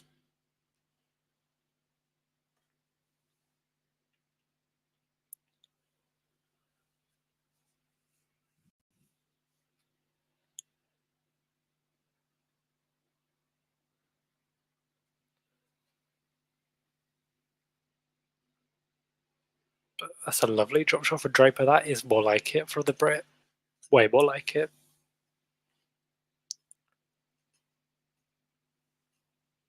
Wasn't a bad point by Fritz by any stretch of the imagination, but Draper just showed some nice variety there. Perhaps that's what he needs, not always to go for the power, because he does have that in his locker, the variety and touch. Second serve now for Fritz.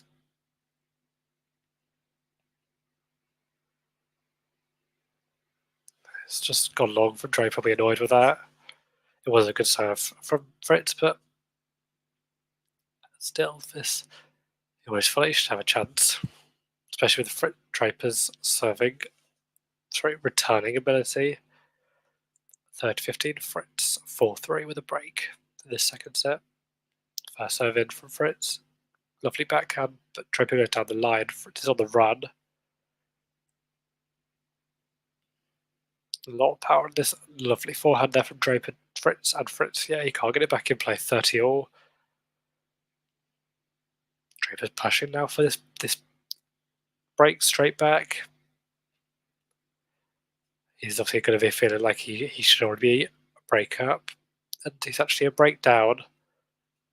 So wanting to get a vengeance. It won't be easy when Fritz gets it. If Fritz is getting first serve in, he doesn't on that occasion. Into the net.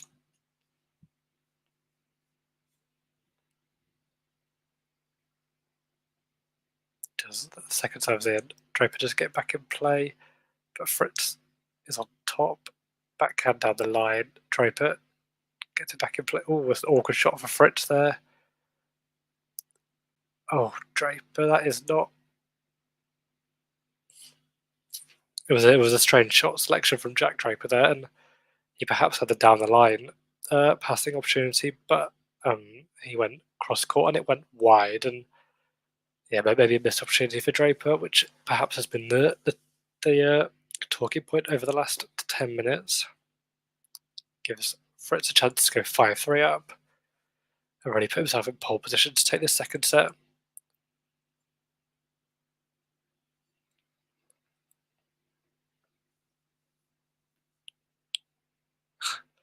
Ballboy catches the ball there, gets a bit of a smile on his face. Crowd applauding.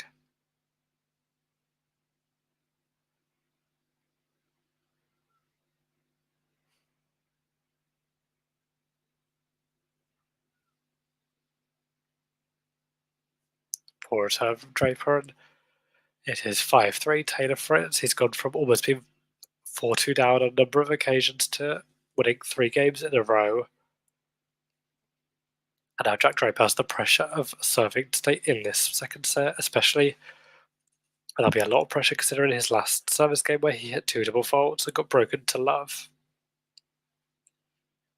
but we all know his serving capabilities. He's hit 8 aces and had a lot more return serves as well. And that is a big serve there, and he went to the point, not directly from the serve, but it definitely played a big factor.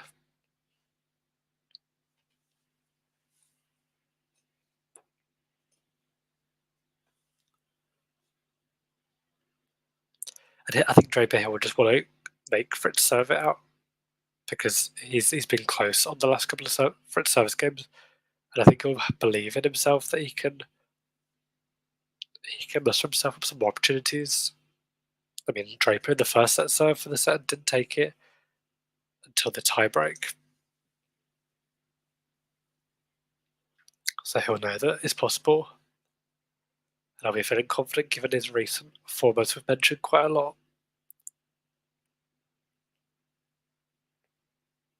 It's great ace there from ace number 9 from Draper, and we're at 40 love. He looks like more himself here, and he'll be so disappointed that the one game he perhaps was feeling the moment he got broken, and that's the way of tennis. You've got to be on it every single game, because when you're playing an opponent like Fritz, you're always going to feel it. He's followed that ace up with a double fault, his third of the match.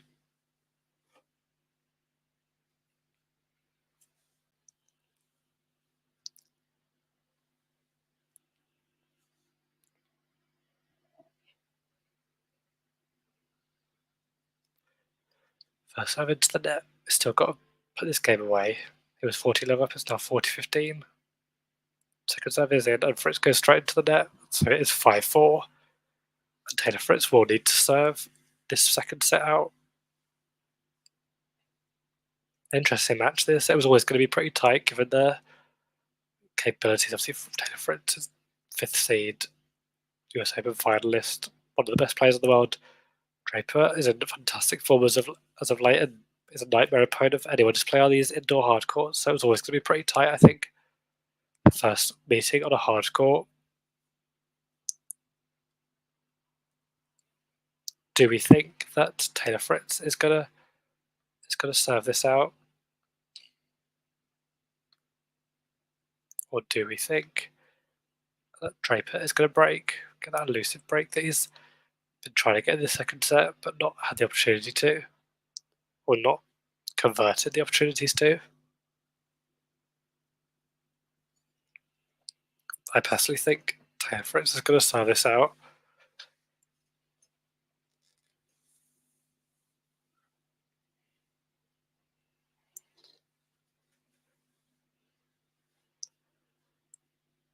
He seems to have been finding his groove, and I think Draper, he's, as much as he's got this talent, he's got a bit big on some of these points, and it's not always coming off. Percentage players, perhaps, what he should be trying to aim for a bit more, but I understand why he's going for these shots, because he wants to be assertive and take control.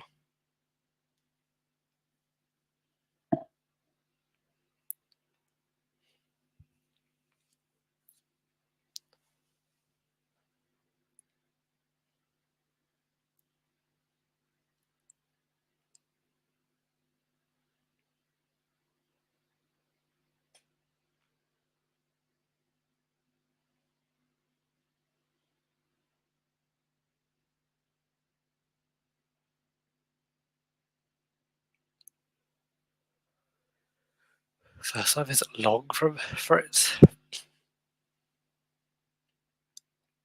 Will he feel the pressure at the moment? We think Draper felt the pressure at the moment, serving with the first set. And Draper does take the first point. Perhaps a big deal here. It can be a big psychological factor, taking the first point of the game. You feel like you're only 3 points away, you're just edging towards that game. Especially such a big game like this. But Fritz responds emphatically. First serve that cannot be returned. Or, no, I apologise, that was not actually. But he does get that point, so it is 15-all. Just not on the point. I think that first serve was actually a let, and he had to retake it. We are still at 15-all. Both players 3 points away from this game. This really important game at 5-4 in this second set. Fritz looking to level things up.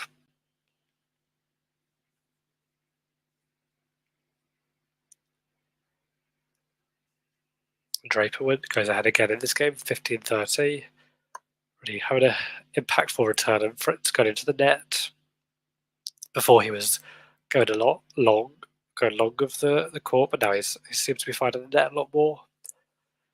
It's interesting.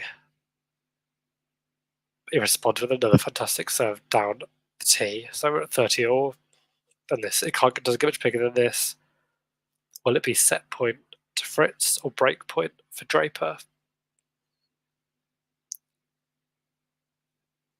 Fritz will be hoping for another one of those big serves. He's hit a few down the tee on the ad side, but not found it so much on the juice side.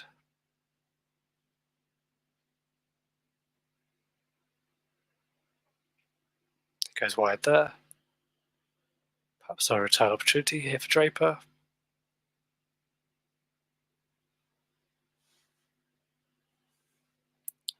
Oh, it's actually in challenge, I believe. It is out.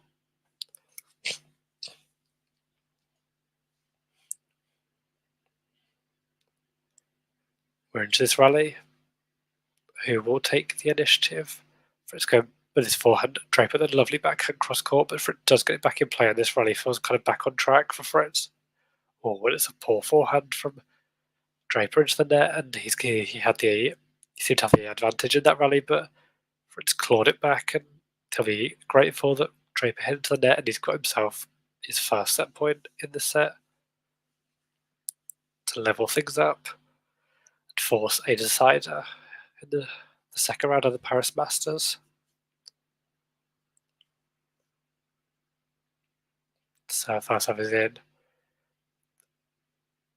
And Draper goes long, and Fritz takes this second set in, and he gives a big come on to force the decider. I mean, Draper will be frustrated, I think. He had 6 break points at 3-2 up. Did not take any of them, got broken to love with 2 double faults. And he just couldn't get it back from that point. I think he was perhaps playing better tennis, but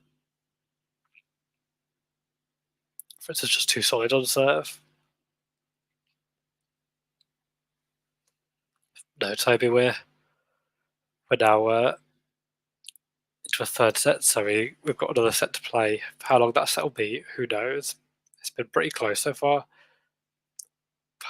Nearly 2 hours. Yeah, Jake, I think I'd agree. Fritz is the favourite. I mean, not just, I think mentally he'll have a lot from that set, because Draper perhaps would feel like he should have maybe taken the set himself, but also physically, Draper's played a lot, played all last week, and he played yesterday against Lehek. Fritz had the bye, so he's quite fresh. So, yeah, I think you've got to give Fritz the edge. I also believe that Fritz came from a set down at the Olympics, different surface, but still he knows what it's like to beat Draper from a set down. Their first meeting on a hard court, but the mentality is all there.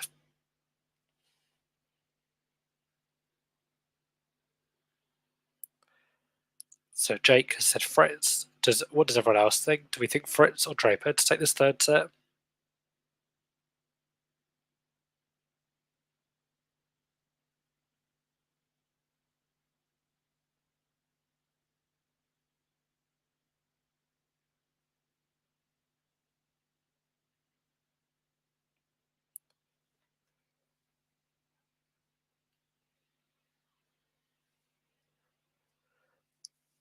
Just looking around the other action, we've got Artur Cazzo and Ben Shelton next on. Cazzo actually taking the place of Yannick Sinner as a lucky loser. Obviously, Sinner withdrawing due to a viral illness. And Cazzo being the lucky recipient, who not only gets a lucky loser spot, but also straight into the second round, taking top seed Sinner's place. But he's got a tough match against Ben Shelton. Shelton obviously Really quite pleased, really, with a much easier draw than the world number one. Just in that second set in terms of the stats, we had 6 aces from Draper, 3 double faults, 1 ace from Fritz. I mean, this is the thing, Fritz's first serve percentage was not that high at all, 49%. And we'll go back into this third set as Draper is serving. Can he swing the momentum? It's a strange one. Oh, Fritz kind of hardly got the ball back in play. It was sort of looped in play off his racket. It didn't feel like a clean shot. But Draper went straight to the net, and he'll be very disappointed with that.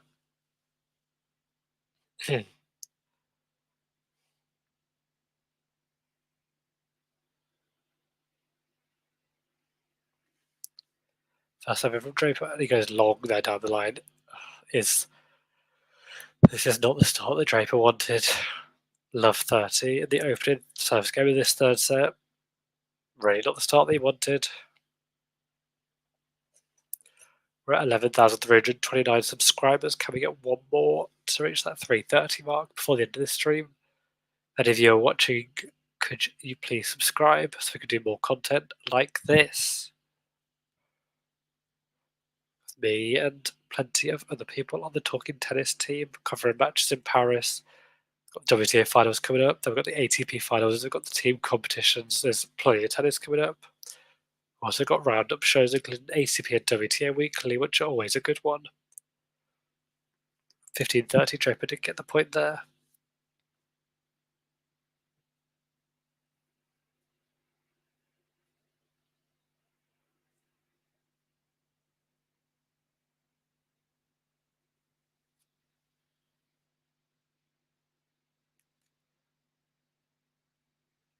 Down the middle here.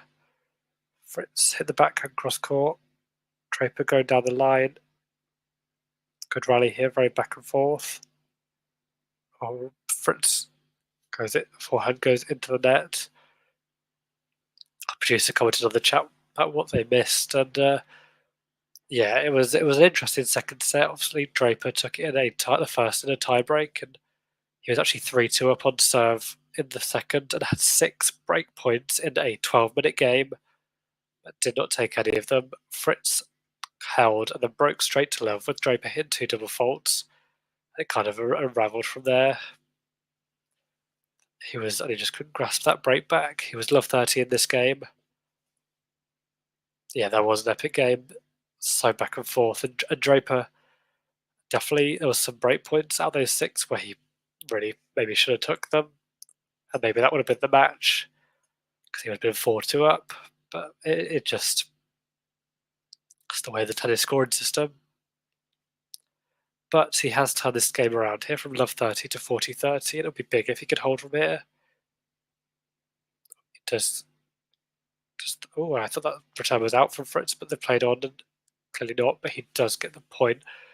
And Draper hold from love 30 down in this first service game. Big hold. Because I think it would have been a big psychological knock had Draper been broken straight away in this third set.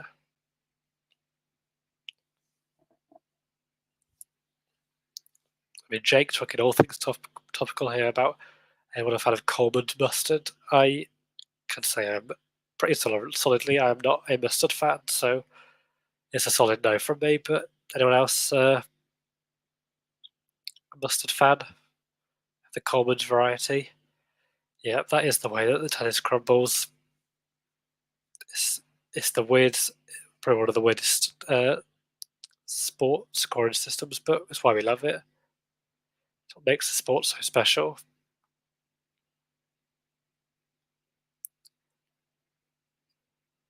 How will Fritz respond here? Backhand from Draper, responded with a quick forehand there from Fritz, really flicking that wrist, and I think Draper just went wide there. He was going for the winner, and it was close, but not quite. And it does feel like Draper's go more for the winners. And they don't always come off, but it's nice to see that he's taking the initiative.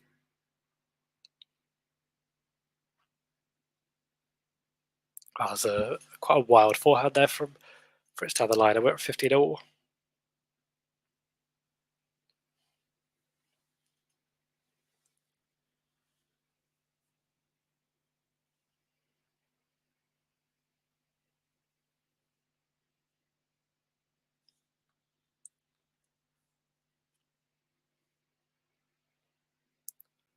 Draper's really hit a nice forehand there, and it's out from Fritz, 15-30. Could be a big turnaround here. He's gone from love 30 down in his opening service game to maybe create a break opportunity of his own. He's returning really well. And the first serve of Fritz is into the net. But Fritz's first serve percentage has not been that high, but I still feel like the second has not been too affected. I think Draper just returns well regardless.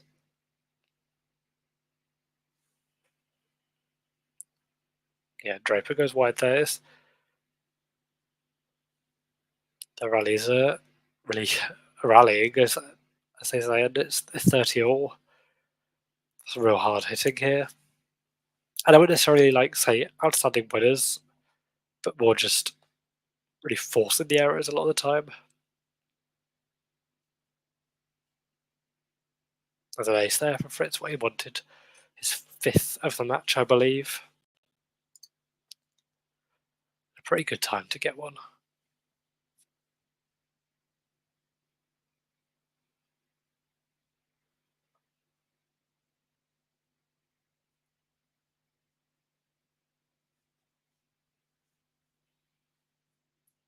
And he gets a 6th, 2 aces in a row to get the hold. So yeah, 2 pretty precarious games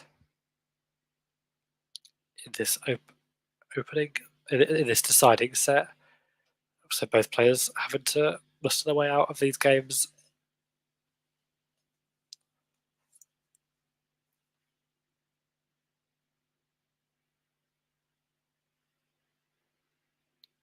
It really feels like this match could go either way.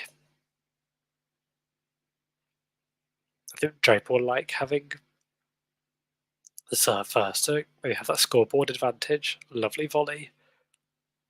The ball was dropping down and he just put his racket and used a lovely touch to hit a pretty much ungettable shot.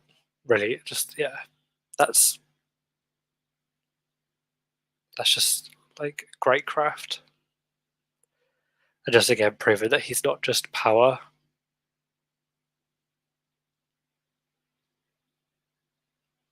You can't be ranked where they are and just be power. There's too many good players. It's a nice ace there from Draper.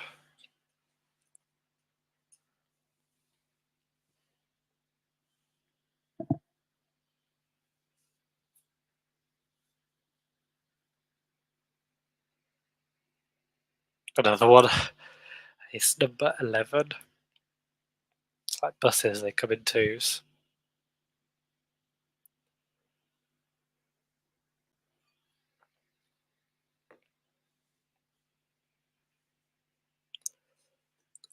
Return serve there. I mean, that's the way it goes. It had a bit of a precarious service game in the first of the decided set, and that is as easy as you like.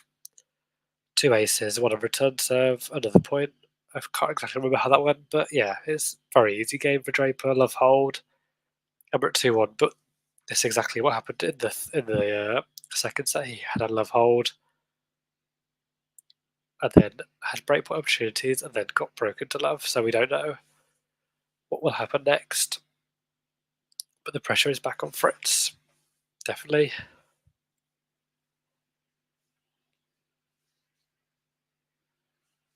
I mean, the interesting thing about this tournament is it's one of the last 1 week Masters events we have left. From now on, I believe next year Canada and Cincinnati will be extended to the 2 week format, and then we'll only have, I think, Monte Carlo and Paris as the 1 week events left. So if you like this format of Masters event, then you've got to savour these tournaments, because I think we're heading for a lot more 2-week events, extended events, more tennis, which I don't think a lot of the players are so pleased about.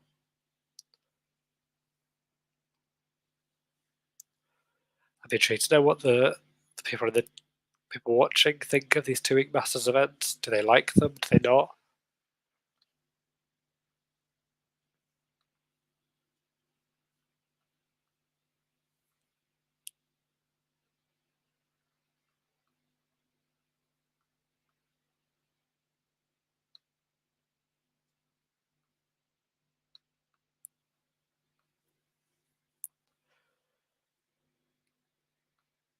Yeah, Jake here saying that he hates them. He can't keep up with who's playing.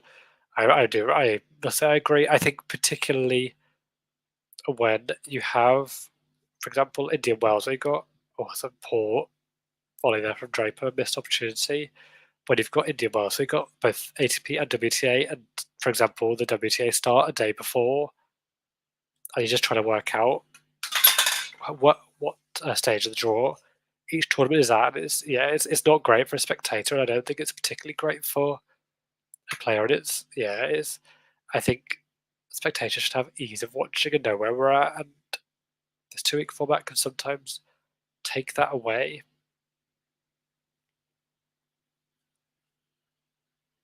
Good start to this game for Fritz, who's 30 love up.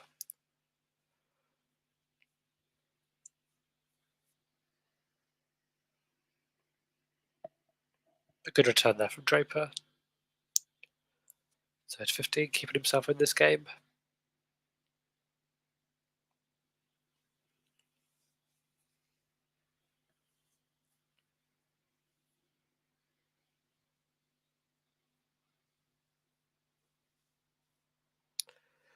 That's an interesting question. Who do I think is going to win? I would say my bet would be on Fritz.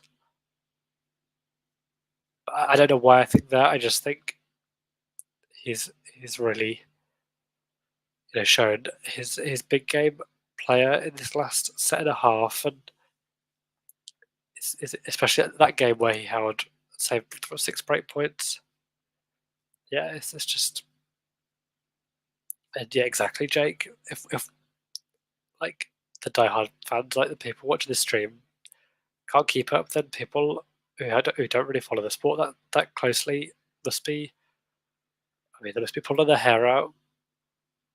It's almost not worth trying to work it out, because it's too complicated, because there's this draw, that draw, and they're all at different rounds, and then if there's a rain delay, it can get even more confusing. It's not ideal. Yeah, also we can't put the video on the stream because of copyright issues, just general, things like that. So we have the score and talk you through it. It's just kind of an alternative if you wanted to watch the match and have an alternative commentary, or if you wanted to just have the commentary while you're doing something else.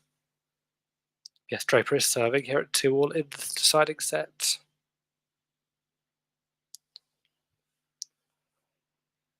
There's a good return from Fritz, but Draper does keep on. Oh, and Fritz goes for a drop shot, and it goes into the net. Who were disappointed with that after that really good return. It really felt like he had the point on his racket. It depends where you are, Austin. I think if you're in the UK, you've got Sky Sports. You've also got, globally, you've got Tennis TV. Probably in the US, I would imagine it's Tennis Channel. But yeah, one of those.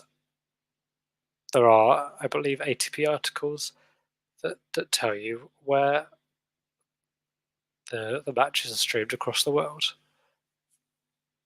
So hopefully you have one of those platforms.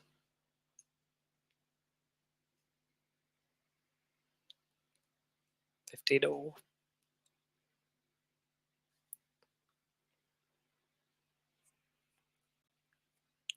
Oh, somewhat of a body serve on the second from Draper, and Fritz, he's kind of swats into the net. Really, it was really awkward for him. Kind of quite a clever serve from Draper there. Which is interesting that, I mean, it's just a bit of a side note on this Google that he doesn't have a picture given his status in the sport now. I'm sure it won't be long until he does. 40-15, 2 game points to keep himself ticking in the scoreboard and approaching. Maybe it would be a big win for him, this would be, backing up last week in Vienna, but there's still a long way to go. Yes, what Jake said, please hit that subscribe button, Austin. We're one away from 11,330, and it'd be nice to hit that somewhat of a milestone before the end of this stream, however long that may be. This match feels like it could still have some legs in it left. 40-30, Draper serving first into the net.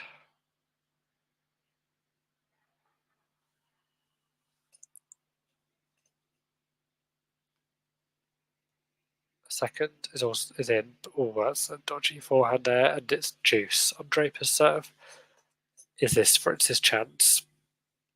Draper was 40-15 up, but he's not had much success on the last 2 points. And he just seemed like he was caught a bit there and couldn't really hit the forehand clearly at all. But when you hit an ace like that, when you've got ace serves like that in your locker, there's not much to be worried about when you can just have them. If he can hit that serve every point, which obviously is impossible, he would never lose a point. Oh, and there we go. You think there's a bit of pressure there for Draper, but he's just gone to hit an ace. Oh, he hit an ace and a return serve, and it's 3-2 to Jack Draper. That's one of the crowd already cheering for the young Brit there.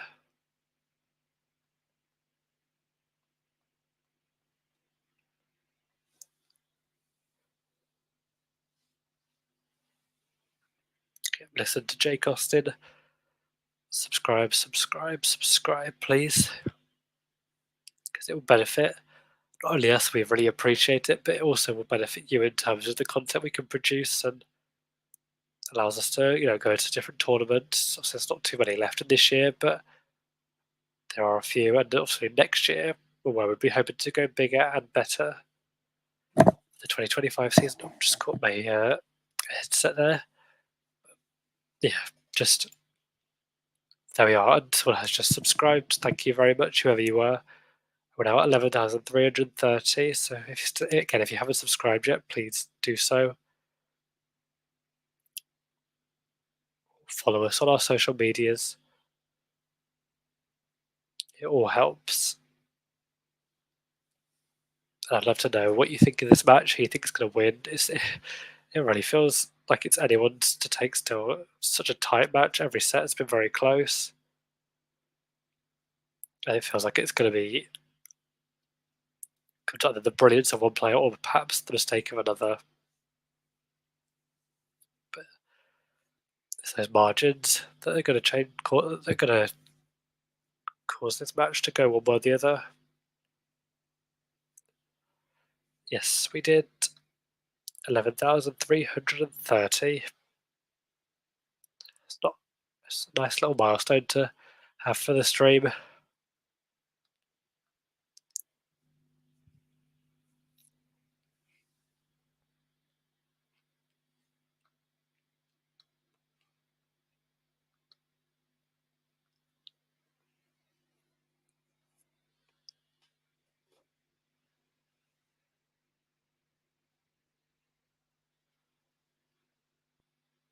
Our producer on the Fanta having a wild evening. Perhaps he'll be happy. Our producer is a Manchester United fan. They're doing all right tonight.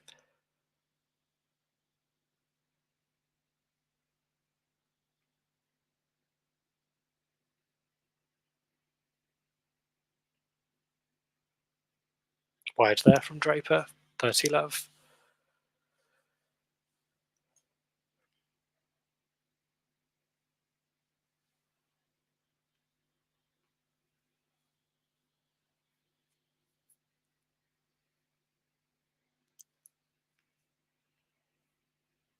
I really can't call this match at all. My gut says Fritz, but I think that's just more because he's a higher ranked player. He's perhaps achieved more. Well, he has achieved more, but I just feel like Draper's got the potential to achieve even more than Fritz has already.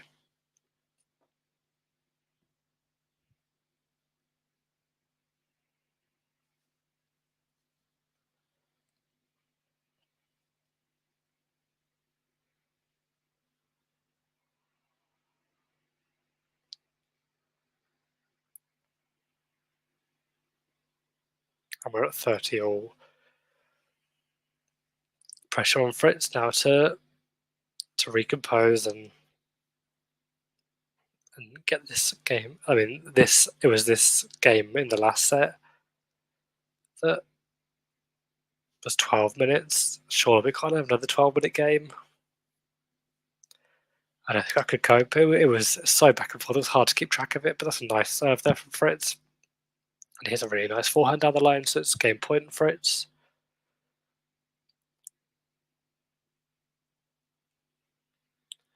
Yeah, Jaden, it's currently 3-2, 40-30 to Fritz in the deciding set. No, sorry, 3-2 to Draper, but 40-30 on Fritz's serve in the deciding set. Will he be able to make it 3-all?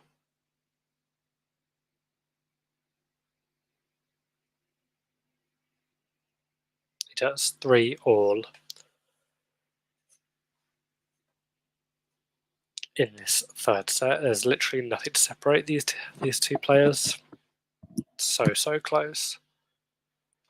I mean, as well, like, this isn't even on the main court in Paris. So anyone who's got a ticket for this court has been treated very well. So it's a good ticket this tournament. I believe they're not too bad priced either on these, particularly on these lower courts. The last time this tournament will be held at the Bercy Arena is going to move to La Défense in Paris next year, I believe on a 10-year contract.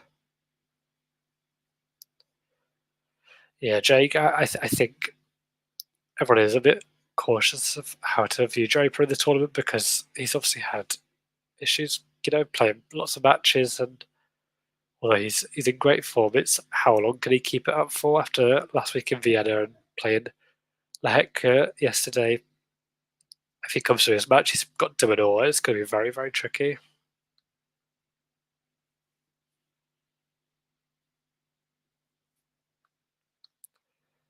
So I've got, like I said, I've got lots of good content coming on this channel, and some of that good content will be dropping very soon, where we've got Vanch, Damien, John, and Carlos talking about Nadal's near misses, obviously Nadal's career coming to an end next month at the Davis Cup Finals, and everyone reflecting on the greatness of his career, but also what maybe could have been.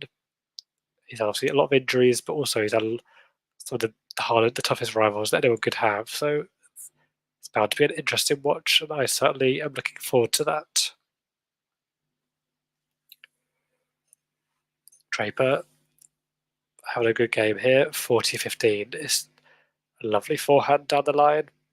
I mean, that's literally right in the corner. You can't hit much better than that. And then at this point in the second set, he was broken to love, but he does not look like that's going to be the case on this occasion. He obviously hasn't had the disappointment of the break points because I don't think he's had any break points in this third set. Neither player has. And that is long, the volley there from Fritz, and it's 4-3 Draper, moving closer to this match. But it's still very much on serve, and there's still there's a lot of tennis to be played still.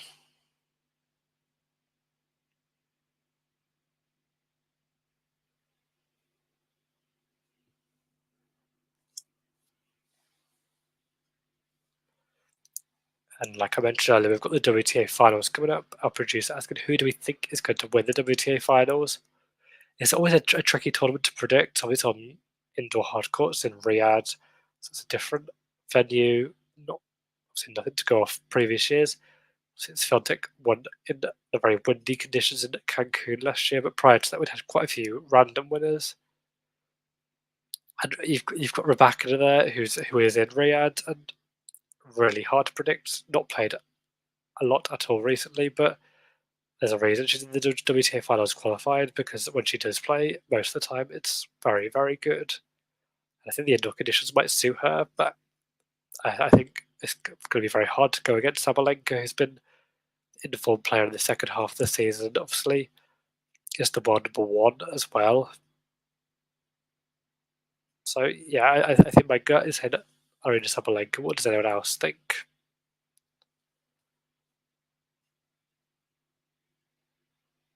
The groups were announced yesterday. I can't remember. Was it?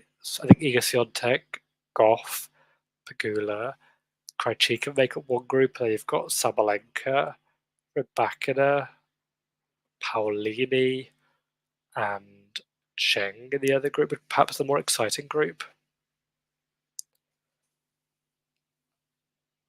Yeah, Jake also going for Sabalenka,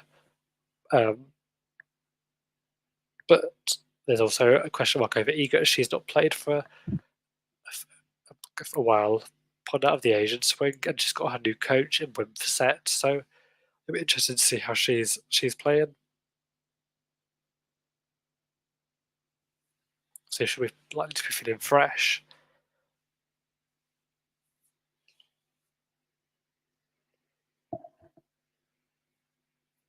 Second serve for Fritz. Nice forehand from Draper, but Fritz gets it back and Draper can't get it back over the net. 30 love.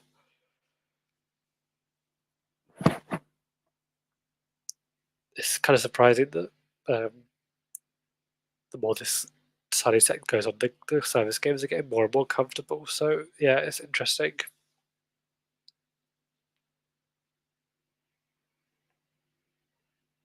And that's a pretty poor return. And it's 40 love to Taylor Fritz, who has 3 game points to get things at 4 apiece.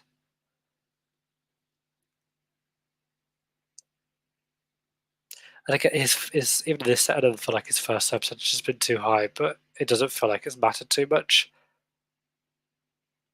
I think Draper's return is just good on either both first and we've switched sport for a second. There's a Manchester United are doing all right tonight. It's quite it's a crazy scoreline for the first half, 4-2. Leicester just getting one back there, but I'm not surprised we've had the football score on, given that Manchester United are winning for a rare sight so far this season. And Fritz gets the holder at 4-all.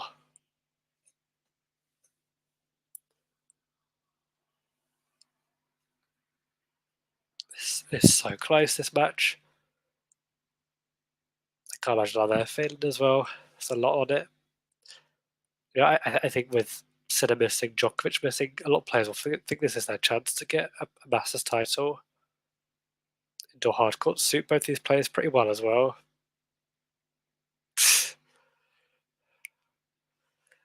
I'll always be bitter over it, Jake. I'll always be bitter over it.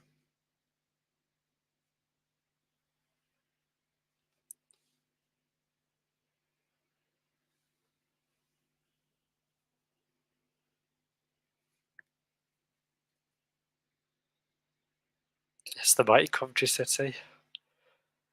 That's interesting. That's not something we've seen so much in this match. It's Fritz hitting the return winner. Not the best second serve from Draper, and it kind of sat up for Fritz, who swatted the backhand away. Could this be the chance for Taylor Fritz? First serve in from Draper. Goes for the drop shot. Oh, that felt like a tight shot there from Draper. The drop shot minutes went to the bottom bit of the net, really, and it's 15-30. Perhaps the closest in a while we've seen to a potential break opportunity.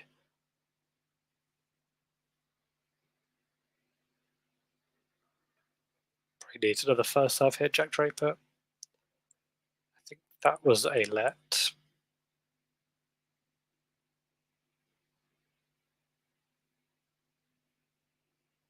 Good serve there from Draper. Goes back to Fritz, maybe trying to wrong foot him, but the points are good. Just go on, going cross court down the line from Draper. And here's a nice shot from here with Fritz not able to get the ball back over the net, going into the net, and we're at 30 all. Was a big point and some big plays from Draper there. Who knew that he needed to win it, really?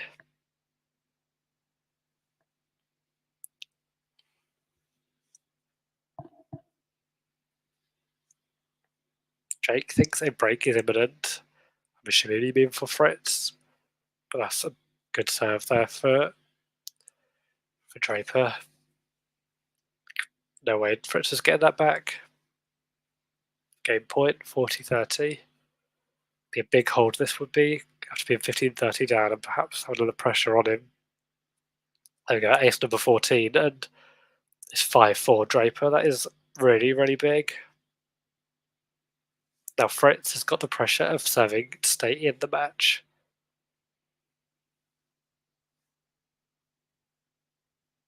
Will he do it though? Will he be able to serve to stay in this match? I think Draper will be all over these serves, but it's just whether he gets too excitable. Jake going to get a drink from the shop over the road, but will the match still be going when he gets back?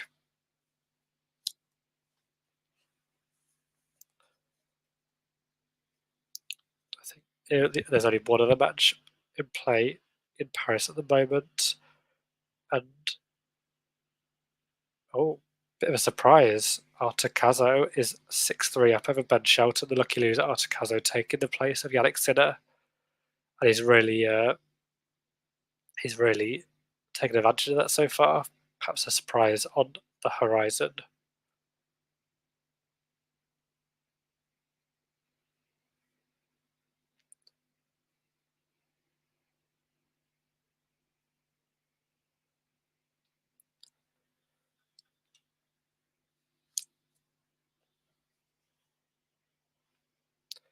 As Fritz comes out to serve to stay in this match, will he be feeling the nerves? Or will he show why he's one of the 5 qualifiers so far for the ATP Finals and the US Open finalist? The 5th seed in this draw. First serve goes out.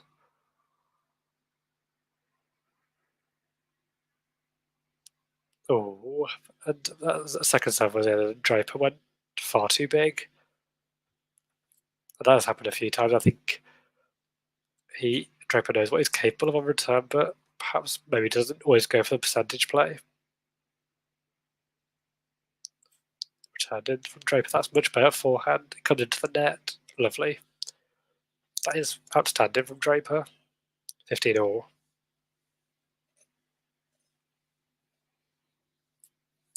And that's the shots he wants to be going for and he knows he's capable of, but you're not always going to get them, even if you're as good as he is.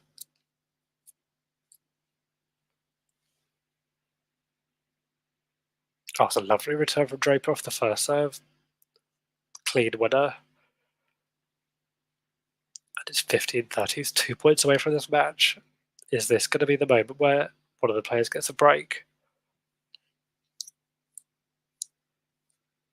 Or will Fritz get himself out of another hold?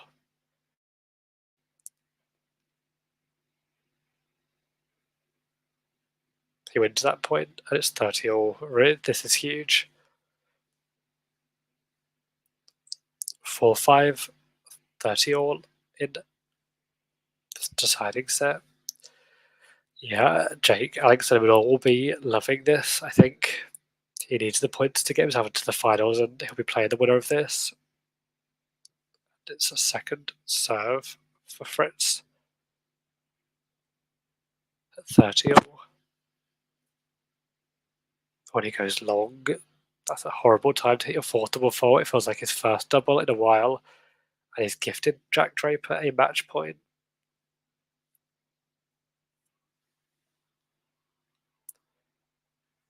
first match point of this match. Will he take it? Fritz is obviously feeling the nerve after that double fault.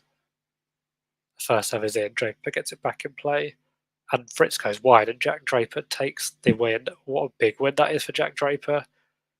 One of, I think, perhaps one of the biggest of his career. It's hard to say. I mean, he's obviously reached the US Open semi-final, but given his week last week in Vienna, winning the title, beating Lehecka yesterday, and really battling today, he had a chance in the second set and didn't take it. And I think many of us thought that Fritz would go on to win the match, but Draper, it's a huge win, and he's got de Minaur tomorrow, and I think we all think that's going to be a challenge, given de Minaur is not a nice player to play when you're maybe not feeling physically your best, but he might recover fine. I don't know if the match actually will be tomorrow, but we'll see. And I think our producer in the chat said that Draper could be top 5 one day. It's definitely possible if he stays fit.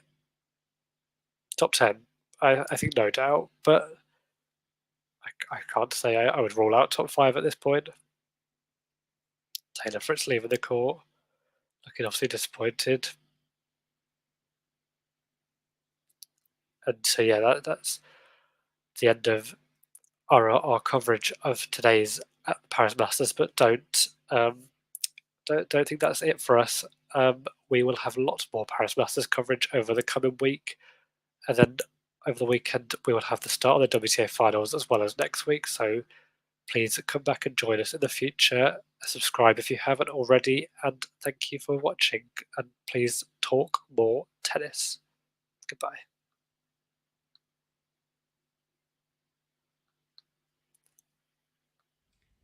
If you enjoyed this video, make sure you hit that like button.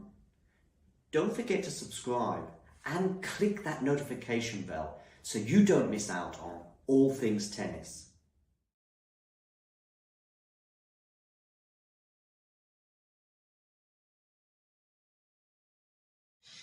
If there's one match from Rafa's story where you think that was a missed opportunity, there was a big chance. There have matches. 2 or 3 in Australian Open. No more. We lose the opportunity in Wimbledon against Djokovic in semi-final. 2018. Then we lose the opportunity, more important because that was semi-final. We lose the opportunity in Australian Open. In the Australian Open 2014, 2012 and 2017. Yeah. In 14 because he has an injury against Wawrinka that before he had never lose against him. Then with Djokovic and Federer, he had breakup in the 5th. Yeah. And 40-30 or the 30-50. I don't remember well. It was a ball very close, goes up. But this is what happened. There was in Roland Garros 2009.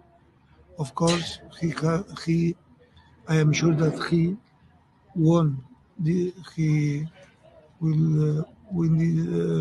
won this tournament when he has no problems in his knee, because at this moment he was the best. He won Australian Open, then he won the tournaments on clay, and he arrived with problems in Roland Garros. For this reason, in my opinion, he loses. But there are others time that maybe he has to lose and he won.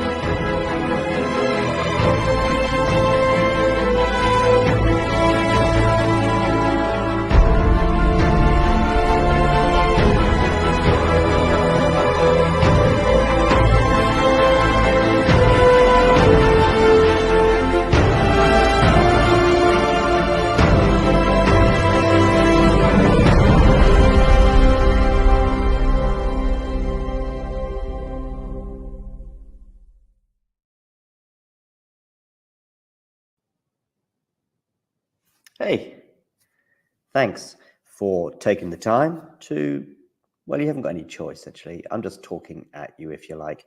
But I'm here also to present to you why I think it's not a bad idea and not that expensive as well if you become a member. And this is how you can do it, and this is what you can gain. So if we look here at the Talking Tennis sort of home page, if you like, on YouTube, we can see this little button here which says join. It is also pinned in the live chat as well, and you can also, I think, see it just below most of our videos, certainly the live ones and so on. Now, why is it a good idea to join and become a member? Well, in the live chat, you can add little funny things, you can add emojis and all sorts of things, but possibly more importantly, you can get to access some live videos, such as this one here, where we look back on the last sort of few moments from the Billie Jean King Cup. So there are little bonuses such as this one, but there are many, many more. And in fact, if we have a quick look at all of the members only stuff, I repeat, you will see very, very quickly some of the top stuff that we've had for members only over the last 12 months since the channel began. Remember, these videos are for members only. You can become a member from as little as about $2 a month, €2 a month, £2 a month, something like that. There are various different things. Oh, and by the way, you'll also be supporting the channel. So it's a win, win, win, win scenario. Let me just show you some of the members only stuff. For example, we've got an exclusive little clip there talking to Laura Siegmund, Laura Tsurenko, her encore interview, some doubles footage there from Monastir, the Germany press conference pre-tournament Billie Jean King Cup, Claire Burrell talking as well to the media in her press conference in Monastir, Storm Hunter and Alicia Parks interview, Rebecca Masarova, her press conference, Coco Gauff exclusive for members only, albeit it was in Madrid, but these are just some of the things, some of the interviews and etc. Like Lestien here, a chat with him, Emma Navarro, and so on and so forth. So many little bonus videos available for just €2 a month.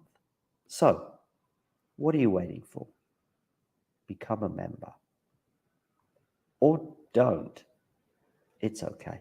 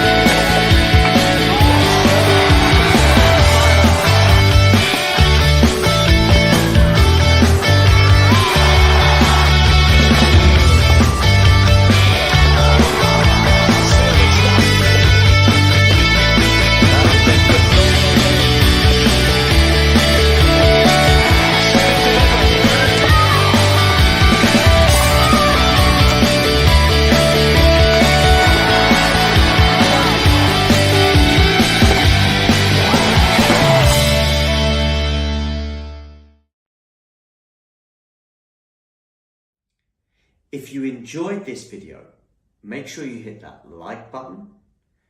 Don't forget to subscribe and click that notification bell so you don't miss out on all things tennis.